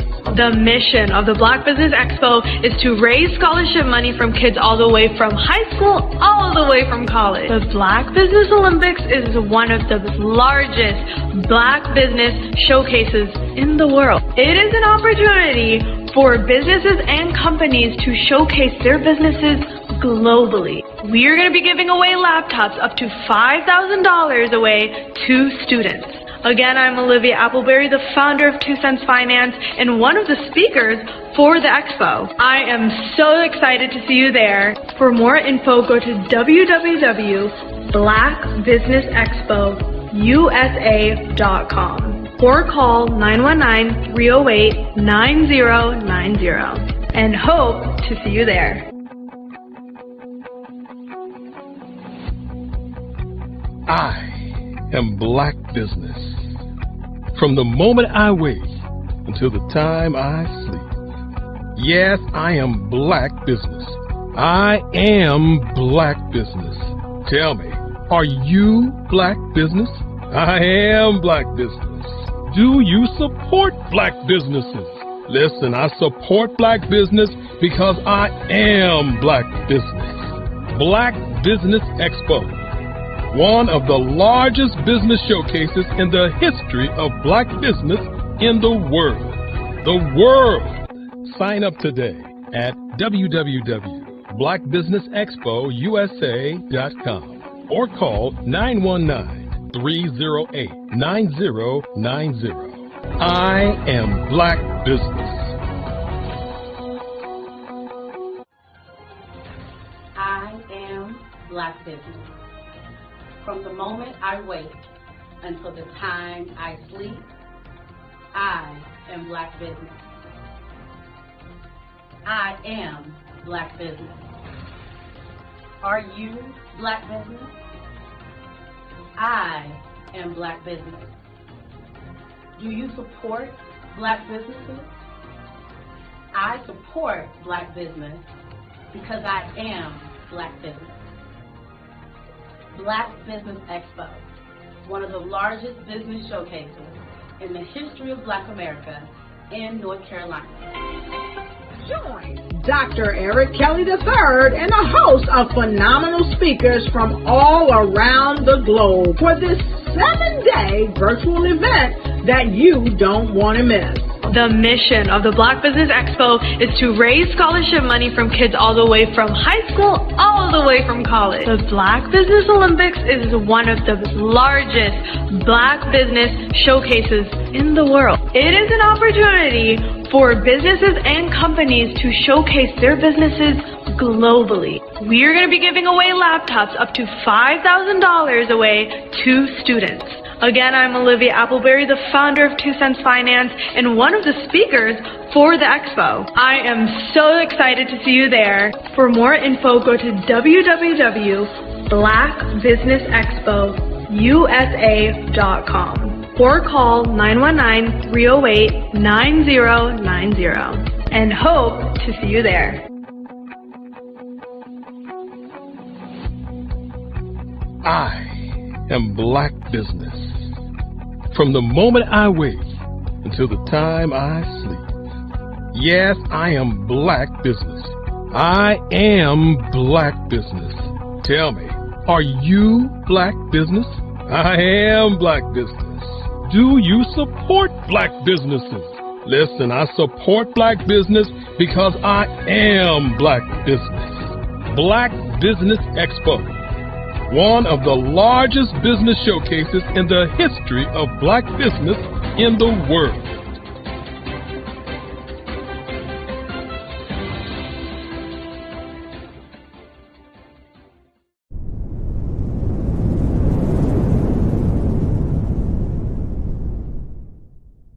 Hello, I am Dr. Eric Kelly III, the visionary strategist and founder of the Black Business Olympics. I invite you to showcase your Black-owned businesses on the Black Business Network global stage. The Black Business Olympics is a global Black Business Network platform that propels Black-owned businesses into the international spotlight. By showcasing your business on the Black Business Olympics platform, you can reach a worldwide audience of potential customers, partners, and investors. You can also establish yourself as a thought leader, an expert in your field, attract lucrative partnerships, and more speaking engagements. In addition, the Black Business Olympics platform provides a valuable opportunity to connect and collaborate with like-minded entrepreneurs and business professionals from around the world. This can lead to new business opportunities, ideas, and relationships. Finally, by sharing your story and expertise on the Black Business Olympics platform, you can inspire and empower others. This is a powerful way to make a positive impact on the world and leave a lasting legacy. If you are a Black-owned business owner, I encourage you to seize the opportunity to showcase your business on the Black Business Olympics platform. It is a once-in-a-lifetime opportunity to make an indelible mark on the world. Be one of the 1,000 visionary entrepreneurs who are changing students' lives, shaping industries, and leaving an unforgettable legacy for their families. Unleash your voice on our global stage and watch your business thrive. Black Business Olympics is one of the largest Black business showcases in the history of Black business in the world. Yes, the entire world. Just give me a call today at 919-308-9090.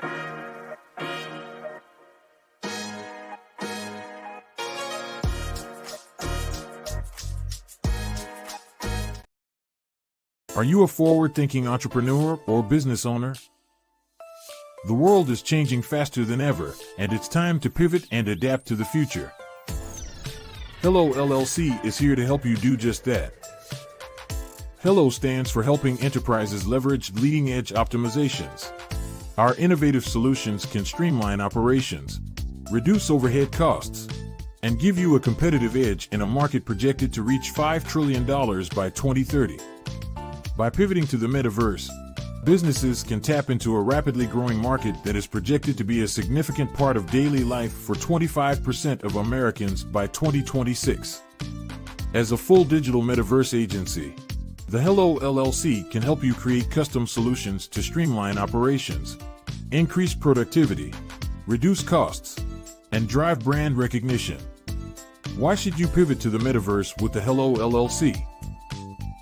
By leveraging cutting-edge technology, you can provide immersive experiences for your customers, expand your global reach, and unlock new revenue streams. Contact us today to make the pivot.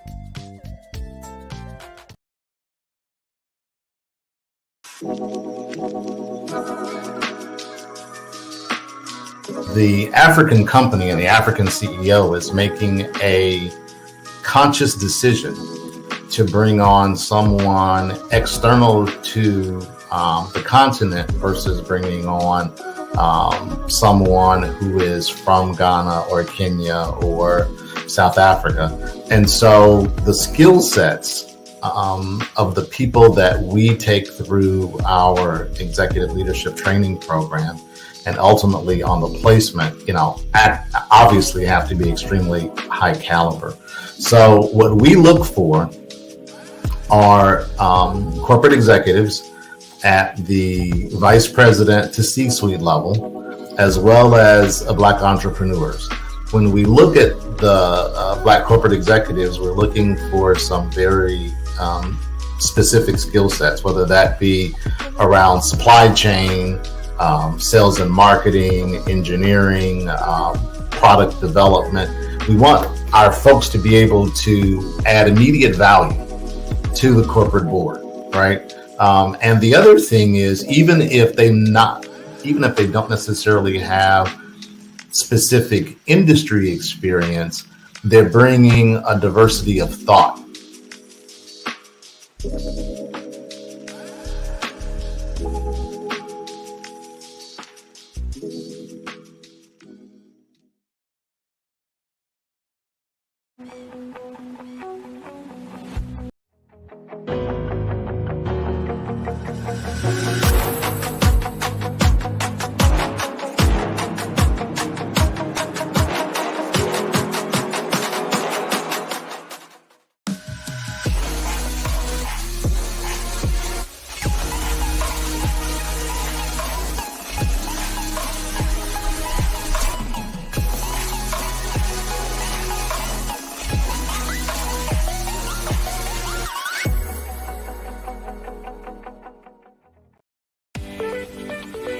You are in the right place at the right time. The Black Business Network opens again for its Black Business Olympics, a 24/7 broadcast on business, strategies, global branding, social media marketing, finance, advertisement, and much, much more. Featuring the top, most powerful entrepreneurs and speakers and thought leaders from all around the world as they gather together for this phenomenal event. Join the Black Business Network streaming live into the metaverse, STEM City, USA, Black Multiverse, Pod TV, Roku, Hulu, iHeartRadio, Apple TV, YouTube, TikTok, Instagram, Google Podcasts, Facebook, LinkedIn, IBM TV, Spotify, and Twitch. Tune in today and be a part of this amazing movement. The Black Business Olympics welcomes you.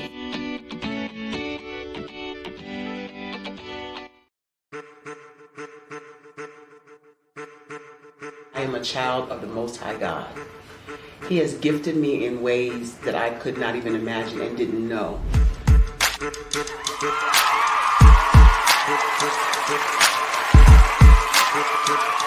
There was a time when I didn't know who I was.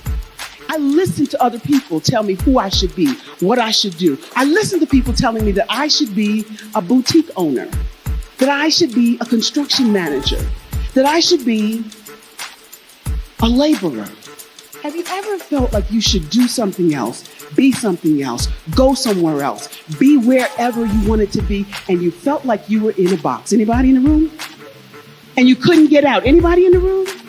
And you kept trying to go and you couldn't get out? Anybody in the room? But let me tell you, you need to rock the box. Rock the box.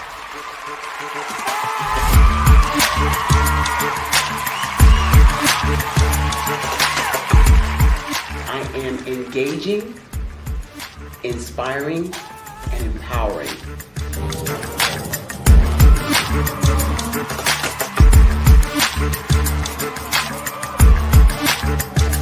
I would give you everything I know. Just by touching you, if I could, by osmosis, give you every single thing I've learned, I've gone through, I know I would. We know that's not possible, but as it is possible, I love to share information with people. Some of you out there, people have told you that you can't be, you can't have, you can't do. But I will tell you, like Kingston said, you can, you must, and you will. If it's to be, it's going to be me. You got to say it. If it's to be, it's going to be. If it's to be, it's going to be. If it's to be, it's going to be.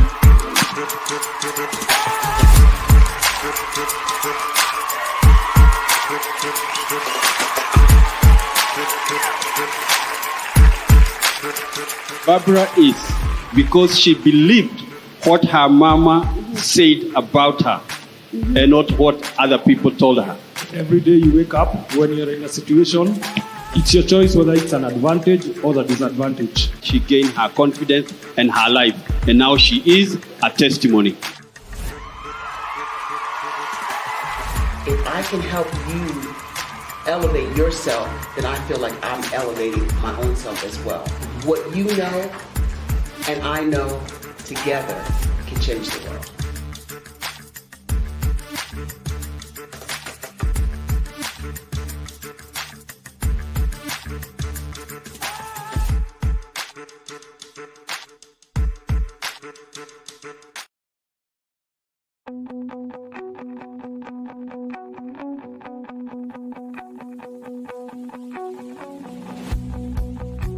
I am Black Business. From the moment I wake until the time I sleep. Yes, I am Black Business. I am Black Business. Tell me, are you Black Business? I am Black Business. Do you support Black businesses? Listen, I support Black business because I am Black Business. Black Business Expo, one of the largest business showcases in the history of Black business in the world. The world! Sign up today at www.blackbusinessexpousa.com or call 919-308-9090. I am Black Business.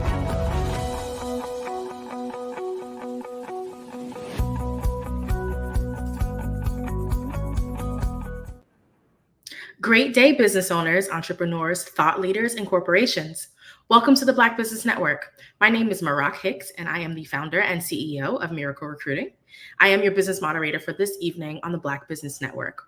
The Black Business Network is a 24-hour business network showcasing Black businesses, business owners, entrepreneurs, and thought leaders worldwide. We have speakers from North Carolina, London, Singapore, Africa, Japan, and cities all over the United States. I am joining you this evening from Philadelphia, Pennsylvania. The Black Business Network is a global community sharing its business knowledge to empower, inspire, and educate businesses about business. I am so excited to introduce you to Helen Hicks. Helen Hicks is a dedicated mental health professional who spent nearly 3 decades making a positive impact in the field.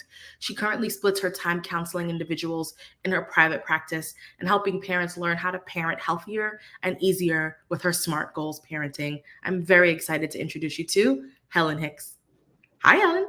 Hello. So happy to be here. Thank you for that wonderful introduction, Marak. Yes, excited to have you. Well, I will leave you to your keynote address. And with that said, genius is coming, and I'll see you on the other side. See you on the other side. Hello, everyone. It's so nice to be back. It's been a while since I've been on the Black Business Network, but it's so exciting to be here. So yes, I'm a licensed professional counselor. I am an author. I am a parent coach, and I'm the mother of 5 sons. So with all this experience, I have put it together and put it into an easy to understand, easy to follow package, what I labeled SMART Goals Parenting. So when you learn the goals and when you learn how to achieve the goals of SMART Goals Parenting, what you wind up with is a struggle-free, I should say power struggle-free parenting experience. And your children also learn how to be self-disciplined and emotionally stable. Like, who does not want that type of parenting experience? And I'm here to share with you that that is what I have with all 5 of my sons. My youngest is 13 and my oldest is 30. So I have wonderful relationships with them, and I absolutely want to share this with as many people as possible. And I have a professional goal of reaching 1% of the world's parent population to teach them how to do this. So let me jump in and get started with, well, what are the SMART goals of parenting? Okay. So the first SMART goal is that you, as the parent, have to become your child's respected figure. Okay. So in my book, The Parenting Treatment Plan, I refer to the respected figure often as the authority figure. So when I talk to people, I use the term respected figure because I found out that a lot of people have a negative reaction to the term authority figure. So if I change up and switch in between respected figure and authority figure, please understand I really do mean the same thing, and it's not a bad thing. So the second goal of SMART Goals Parenting is that your child will learn how to make good choices. And after all, at the end of any of our lives, we are simply the summation of all the choices we have made. So if you can give your child a wonderful head start in the world and teach them what goes into making good choices, and then have them have a track record before they turn 18 in being able to make those good choices, then that's wonderful. Okay. So going into this a little bit more, and I'm not going to give you everything. I do have an online parenting course. And if you go to my website, www.helenvhickscounseling.com, there is a link on my website for the course, and it is very cheaply priced because, again, I want to reach 1% of the world's parents, so it is priced to reach 1% of the world, okay? But in this online course, it's going to teach you a lot in regards to parenting. And it is also a living course because as I learn different things, I come across different pieces of information. I add it into the course just because I want you as the parent to be as successful as possible, because we together as parents, we are raising the next generation and sometimes the generation after that as well. So I want this to be a great and wonderful place for all of us to live in. So I want this to be easier for you. In becoming your child's respected figure, there are 5 skills that you really need to be able to master. The first one of those skills is consistency. And I mean consistency in every possible way that you can conceive being consistent.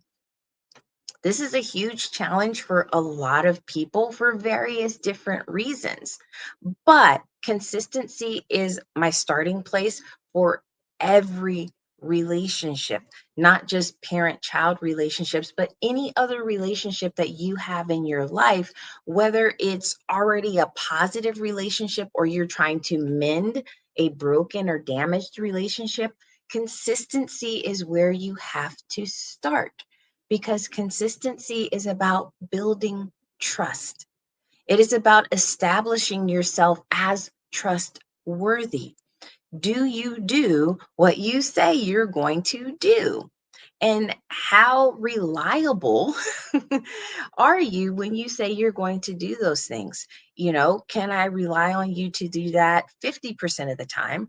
Can I rely on it 75% of the time, or even 95% of the time? Consistency is huge, especially in children. Consistency is how children are able to kind of like woosah. They can let go of all the anxiety of, oh my gosh, what's going to happen next? And do I have the ability to handle what's going to happen next? Because when children live in unpredictable environments, they develop anxiety. They develop anxiety because they're unable to master their environment. But when there is consistency, when they know they have to get up at a certain time every single morning, let's just say on school days, they know the routine that they're going to go through once they get up in the morning. They know that they are definitely going to school. They know who's going to pick them up from school or what happens after school. They know that they're going to have dinner. They know that they're going to go to activities. When they know what to expect, they then can begin to master not only being able to move through their day, but they also begin to master their emotional state. So they start to develop those skills of self-soothing. They start to develop coping skills. They start to learn how to help themselves as they move from one part of their day to the next part of the day to the next part of their day. But when they are in an inconsistent environment, they're unable to master this. And being able to master this contributes to their self-esteem, their self-worth, their self-confidence. These are all like those basic building blocks of being a stable person. So consistency is huge. And I often tell parents, like, if you can't do anything else, be consistent. Even if you're consistently a bad parent, still, if your kids know what to expect from you, if they know that you're not making breakfast, if they know that you're not washing the clothes, if they know you're not cleaning the house, that is still a level of consistency that they can begin to learn how to master. So consistency is the very first step in becoming the respected figure. Step 2, nurturing. And nurturing is being able to meet the needs of your child. And any parents out there, you know that these fluctuate. Your child doesn't have the same needs as a toddler as she did when she was an infant. And a toddler doesn't have the same needs as a school-age child. And school-age child doesn't have the same needs as a teenager. So, and if you do have adult children, then you know that those needs are very different, and they may not even need you in those types of ways anymore because they're an adult and they're taking care of themselves. So nurturing your child is really being able to tune in to what your child's needs are and being able to adequately meet those needs. So I have an exercise in my course in being able to decipher what the underlying need may be. Because if you have small children, you know there can be various different types of cries, and you're not always sure of what the need may be underlining that cry. So regardless of all the things you did to try to help your child, if your child has a certain cry and you've changed the diaper and you fed the child and you burped the child and you put clean clothes on them, but your child is still crying and you still haven't met that need, because maybe in that moment, the child's need is simply to be held and to feel cared for and to feel loved and to feel safe. But if you're still not meeting the essential need, despite the fact that you're doing all these other caretaking things, you're still not showing up for your child and nurturing your child in the way that your child needs it in that moment. Okay. So I want you to know that nurturing is huge as your children are moving through their developmental phases, because they will indeed shift, they will indeed change, and you have to be able to fluctuate and change with them. Okay. Step number 3 is guidance. And guidance can be a little tricky because guidance, it's not only preparing your children for the world. It's about teaching them how the world around us operates, what the world's expectations of them are. But guidance is also about discipline. And this is where a lot of parents that I work with tend to lose it. Either they're not sure of how to appropriately discipline, they're not sure of what consequences or what rewards to reinforce, they're not sure like how to go from A to Z in regards to this process, along with the fact that they may be experiencing their own emotional flooding from being in a circumstance where your child is openly acting out at the store or in some other public place. And so you may feel embarrassed. You may have your own emotional reaction that you are trying to deal with. And in trying to deal with your own emotional reaction, you're really not all the way there to help guide your child through this reaction. Okay. So guidance is huge, and it's often a place where a lot of times emotional safety gets compromised. So emotional safety is another really, really, really big thing that I talk about and I teach parents, because in order for you to remain the respected figure, you have to also maintain an emotionally safe environment. So, what does that mean to have an emotionally safe environment? That means that your child knows he or she can go to you and talk to you and share with you whatever it is that he or she has going on, and that there isn't going to be a backlash, that you are going to be accepting and receptive to where they're at, and being able to hear them without taking things personally and still be able to show up for them, to not retaliate, to not withdraw affection, to not be overly punishing because you didn't like what they had to say. Like, emotional safety is about making it 100% okay for your child to have whatever experiences that they're having in life, and to share that with you openly and safely.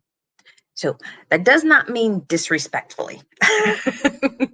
I am not in any way an advocate of children being able to disrespect parents. That's like a huge no-no. I'm a child of the 70s. So there is a lot of different parenting styles that were happening in the 70s, and disrespecting parents was a no-no. So let me talk about that a little bit, because I hear a lot of people who kind of mix up the usage of the word respect in the way that I just used it versus the usage of the word respect in the way that I mean it when I say respected figure. So let me briefly make this distinction.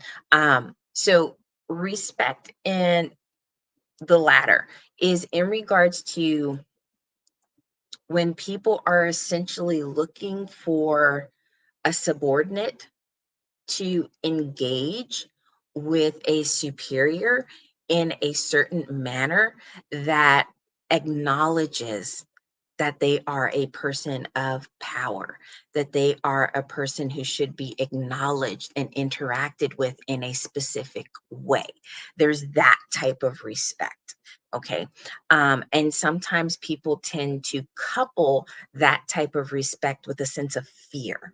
And that's what I'm not an advocate of. I'm not an advocate of a child fearing a parent. I am an advocate for a child kind of like knowing their place, knowing that no, you do not have the right to be in my face having certain conversations with me or speaking to me in any type of way because that's how you speak to your friends. Mm-mm. I think there is a hierarchy within families, and that hierarchy needs to be respected because there is a hierarchy in our society. And this is an extension of that guidance in teaching your child what to expect and how the world works and how they have to operate within it. Because it's kind of like if you don't, your child's going to go to their first job, the low man on the totem pole, thinking that he can approach, the CEO and tell the CEO what he thinks about his company and what he's doing and not doing and this, that, and the other. And then your child will no longer have a job. So I do believe that there is a hierarchy that is to be respected in the sense of it's reverenced. It's acknowledged as having a place in our society and in our lives. And then I have over here being the respected figure, which is more so about you as the parent carrying yourself and conducting yourself in a way that commands respect. And what I mean by commanding respect is you are a role model that your child wants to be like. Your child doesn't have to have the same goals and aspirations and dreams as you do in order for him to want to be like you. He can want to be as kind as you. He can want to know how to interact with people with a certain charisma. He can want to be able to show love and extend love to those around him and to be generous. And if you are that type of role model, that's an aspect of being a respected figure in which other people regard you and want to emulate you and want to be like you because you carry yourself in such a way that they're drawn to that. They're drawn to how you operate as a person. So those are the differences with respect, just really quick. So let's come back to being that respected figure. I have given you consistency, nurturing, guiding, right? The next step in becoming the respected figure for your child is listening. And listening is really, really, really, really, really, really, really important because the point of you listening is to understand. It's not to simply listen with your ears and hear your child speaking and to wait for the pause in their speaking so that you can prepare yourself for your rebuttal or whatever other things that you want to say.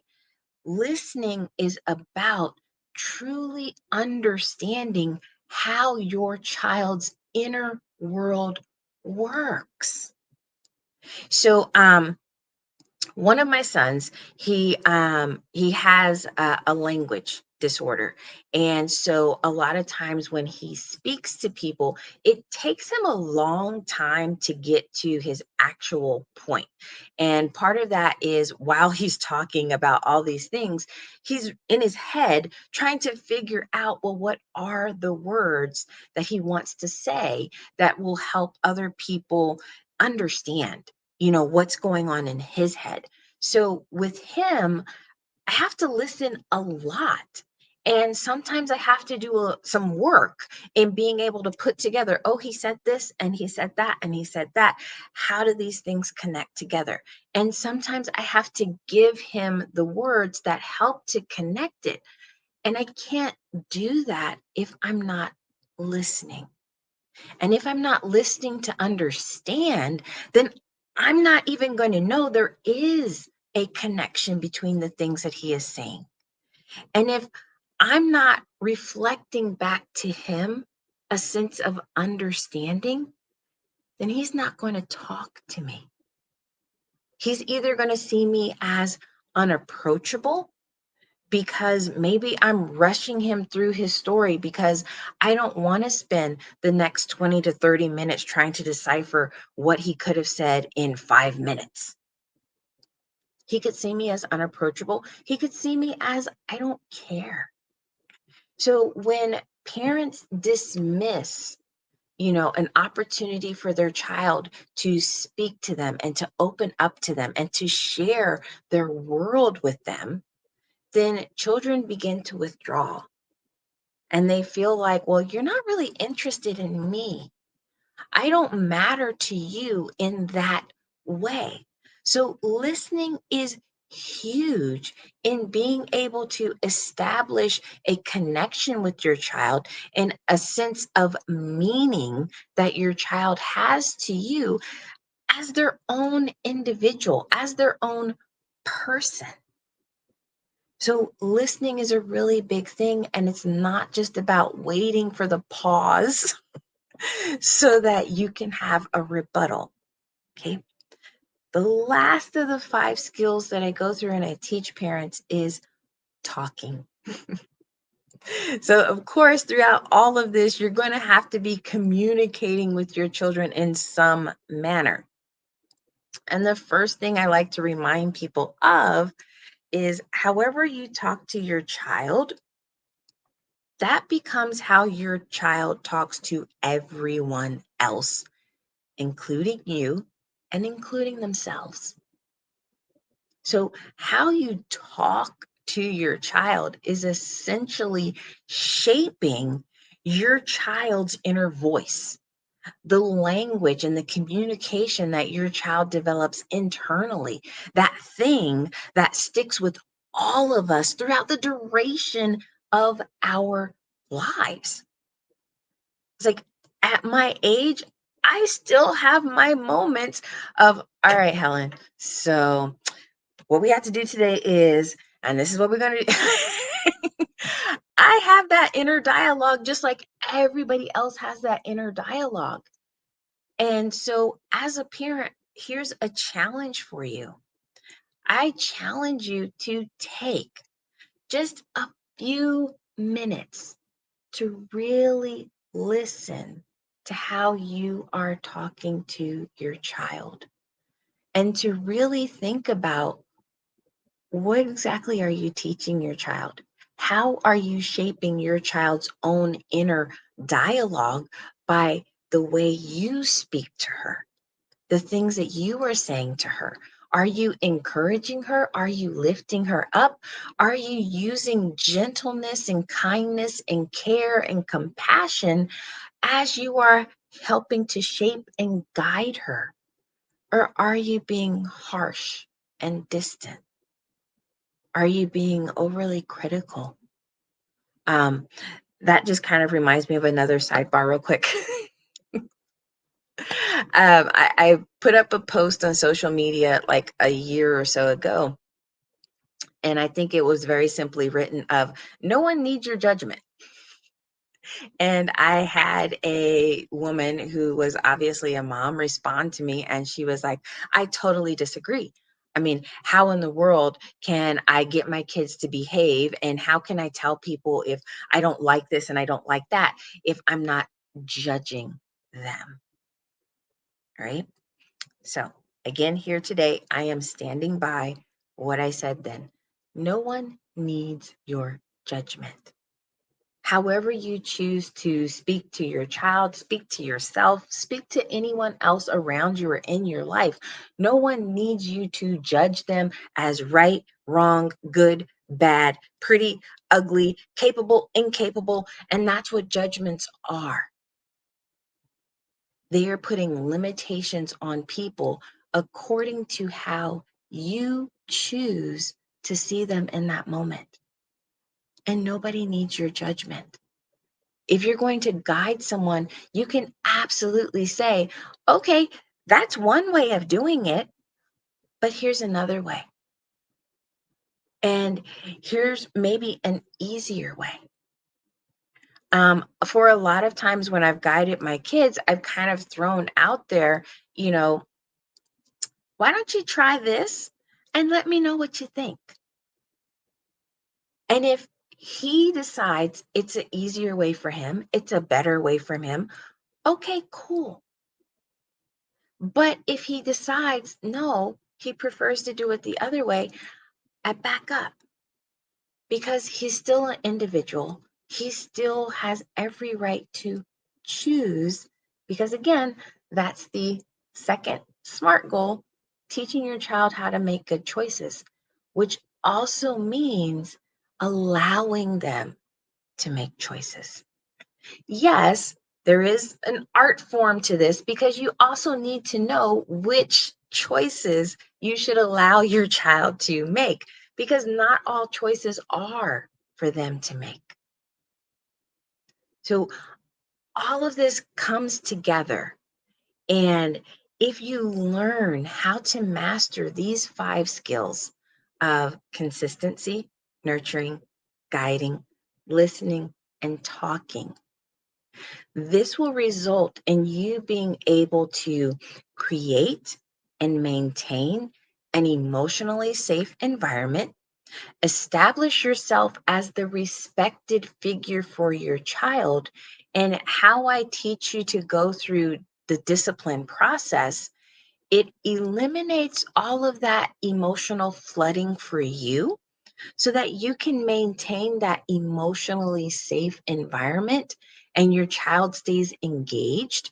And once your child is engaged and invested in that relationship and that connection that the two of you have, so much unwanted behavior disappears.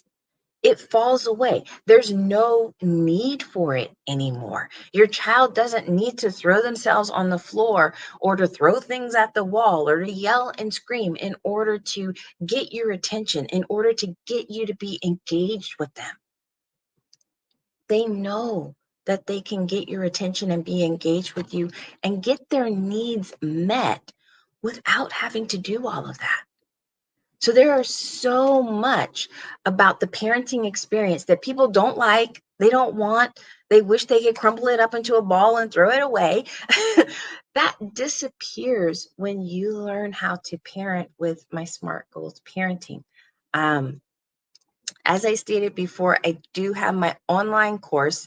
If you go to my website, www.helenvhickscounseling.com, there is a link there where you can go there. You can check it out. I even have a free preview for you. I mentioned a few of the things that I've mentioned here in my talk today, and there's a few different things that are on the free preview as well, but there's also a lot within the course that helps you to understand why this approach to parenting is healthier and what makes it easier. Because I promise you, I told you before, my oldest is 30 years old and not a single power struggle. Like, how many of you want that experience? You want to be able to parent your child, interact with your child, and not have power struggles and not have those arguments. Like, we have discussions, and we've had discussions for years. One of the very first discussions we had is when my oldest was 9, and then the second one was 7, and then the third one was 3. And they actually came to me and they said, "Mom, we think you yell at us too much." And I said, "Okay, well, let's sit down and let's talk about it.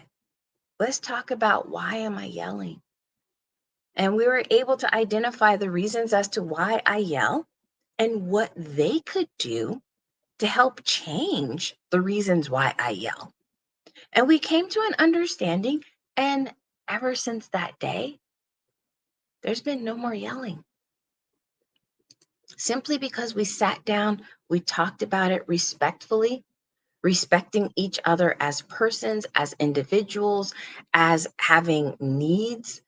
And we came up with an agreed outcome that has survived over 20 years. So this is all that I want for everyone, because if your family unit is healthier and the family unit down the street from you is healthier and the community gets healthier and the schools get healthier and the cities, and we just keep growing and growing and getting bigger and bigger, then what kind of world will we actually have shaped and created for ourselves if we're just making small jumps in growth, small jumps in healthiness, small jumps in making life easier? And that's really all that I want to do for people. I just want to help you create what I've created in my home. And it's really not hard. The things that I teach you, so many parents that I've worked with, they're like, oh my gosh, being able to approach it this way is so much easier. It doesn't require as much energy. There's not as much back and forth and interaction. It's all right, we got it, and we keep moving. So if you are interested in being able to have this power struggle free parenting experience and build self-discipline within your children along with emotional stability, then please, please, please, once again, go to my website, www.helenvhickscounseling.com, and click on the link that says enroll here. And I will see you in my online parenting course. And just to also let you know, within the course, there is a free community. So what does that mean? Everyone else who has joined the course has a space not only to view other videos that I have done in regards to parenting tips, but you can also ask me questions. It's not you enrolling in this course and then kind of feeling abandoned by me. And I'm not asking you to now, okay, you have to pay me however many hundreds of dollars in order to access me and ask your questions and to gain clarification or specific information or guidance for your situation. I am not abandoning you. You will be able to access me in the community, ask me questions.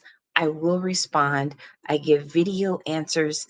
I want to help you as much as possible for as little cost to you as possible. So if you're interested, then I definitely hope that you will join me.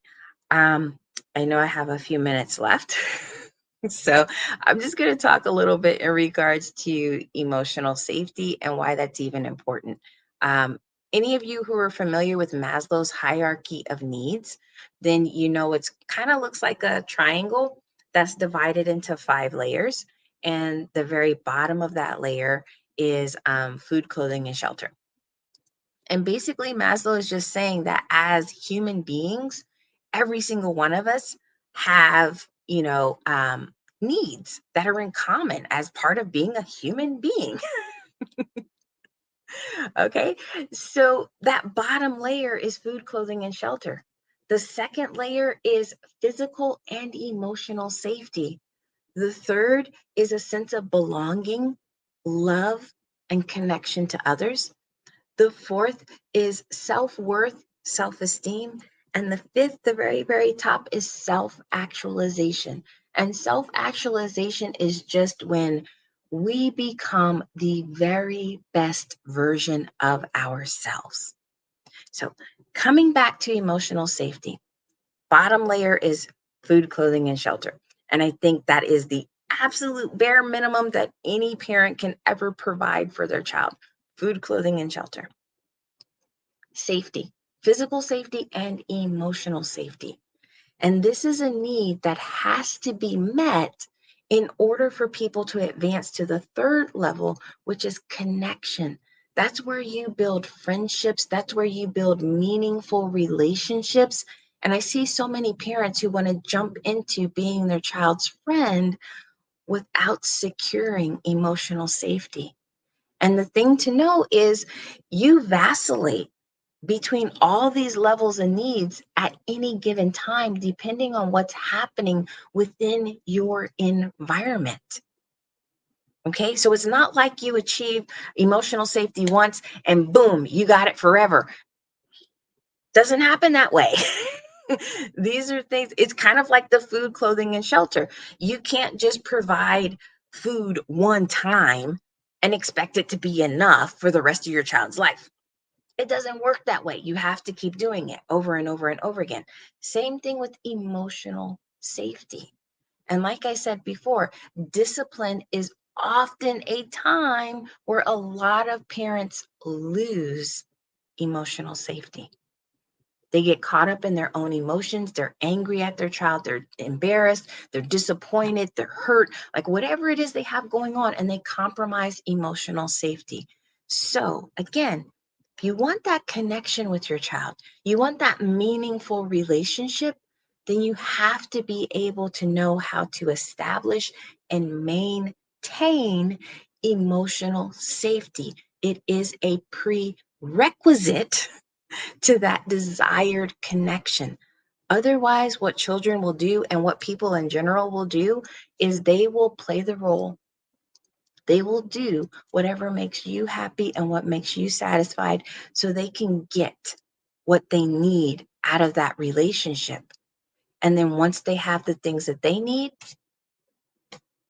they're no longer invested in that connection, in that relationship, because it really was never there for them. So I'm Helen Hicks, and it's been nice talking to everyone. Hi, Helen. Thank you so much for sharing all that insight with us this evening. Before we let you go, I would love it if you could share where people can find you online. I know you mentioned it at the top of the hour, but closing out, can you share where people can find you on social media, websites, anything that you have in the universe today? Sure. So website, once again, is www.helenvhickscounseling.com. You can find me on LinkedIn under Helen Hicks. And my social media handles are What Would Helen Say? So I have a YouTube channel, I have Instagram, I have Facebook, and all of them are What Would Helen Say? Fantastic. Thank you again so much for joining us this evening. We really appreciate you. You're very welcome. Thank you. Of course, genius is coming. I'll see you on the other side. See you on this side. The Black Business Expo's mission is to raise funds for high school seniors going to college or K through 12 entrepreneurs. The Expo is a fundraiser for students. If you are interested, you may go to www.blackbusinessexpousa.com to donate to the scholarship fund, or use the Cash App that's floating on the screen, $BBXUSA. Our goal is to give laptops and up to $5,000 to 10 students. All students who are interested can register online at www.blackbusinessexpousa.com. Every dollar counts, so we want to remind you to donate to the scholarship fund. We also want to thank our Black Business Expo sponsors for May 2024. Those are NC100, Moody Capital Partners, Suede Soul, Lotus Rocher Coaching and Training, Carolina, Virginia Minority Supplier Development Council, Step Management, The Hello LLC, Barbara H. Smith LLC, Marjorie McLean Foundation, Genius is Common, Earth Essentials, 5-Star BDM Media, Milani Shania Global, Executive Women Success Institute, The Quality Coaching Company, Superwoman Business Services, Creative Force Studios, Lee Entertainment, Artistic App Design, Black Business Expo USA, Genius is Common, and I'll see you on the other side.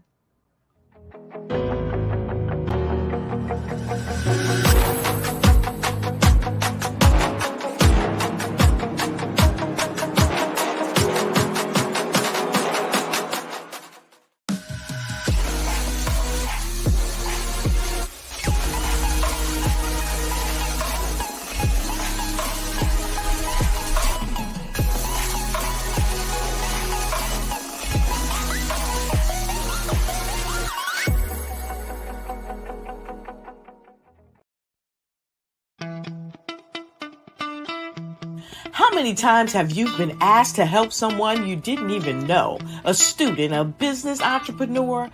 Or did you ever even ask, where did they end up? That business, that friend, that entrepreneur. Well, just maybe they ended up in a gang, bankrupt, homeless, or worse, dead. Maybe they turned to crime, drugs, and alcohol. Did you ever wonder? Did you destroy their dream, or was your life always so easy? At the Black Business Olympics, we started a movement to help students complete. Give them hope and foster success. Help them to leave their dreams of providing laptops, computers, and up to $5,000 in scholarship funds. Today, we ask you to help a student, a business owner, or an entrepreneur to realize their dream by sponsoring them, supporting them, and buying from them. Consider this. With $1.6 trillion in our Black community, we only ask for a small donation for our students, our businesses, and our entrepreneurs. And you can change a life today. So I ask you, what are you going to do? Sit on the sideline and watch our students in high school be leaders, miss out on their dream from lack of resources? Or are you going to donate to the movement and change their future and yours as well? Give us a call today at 919-308-9090. Change their life by investing with action to the Black Business Olympic Fund. The Black Business Olympics, one of the largest business showcases of Black business in the history of the world.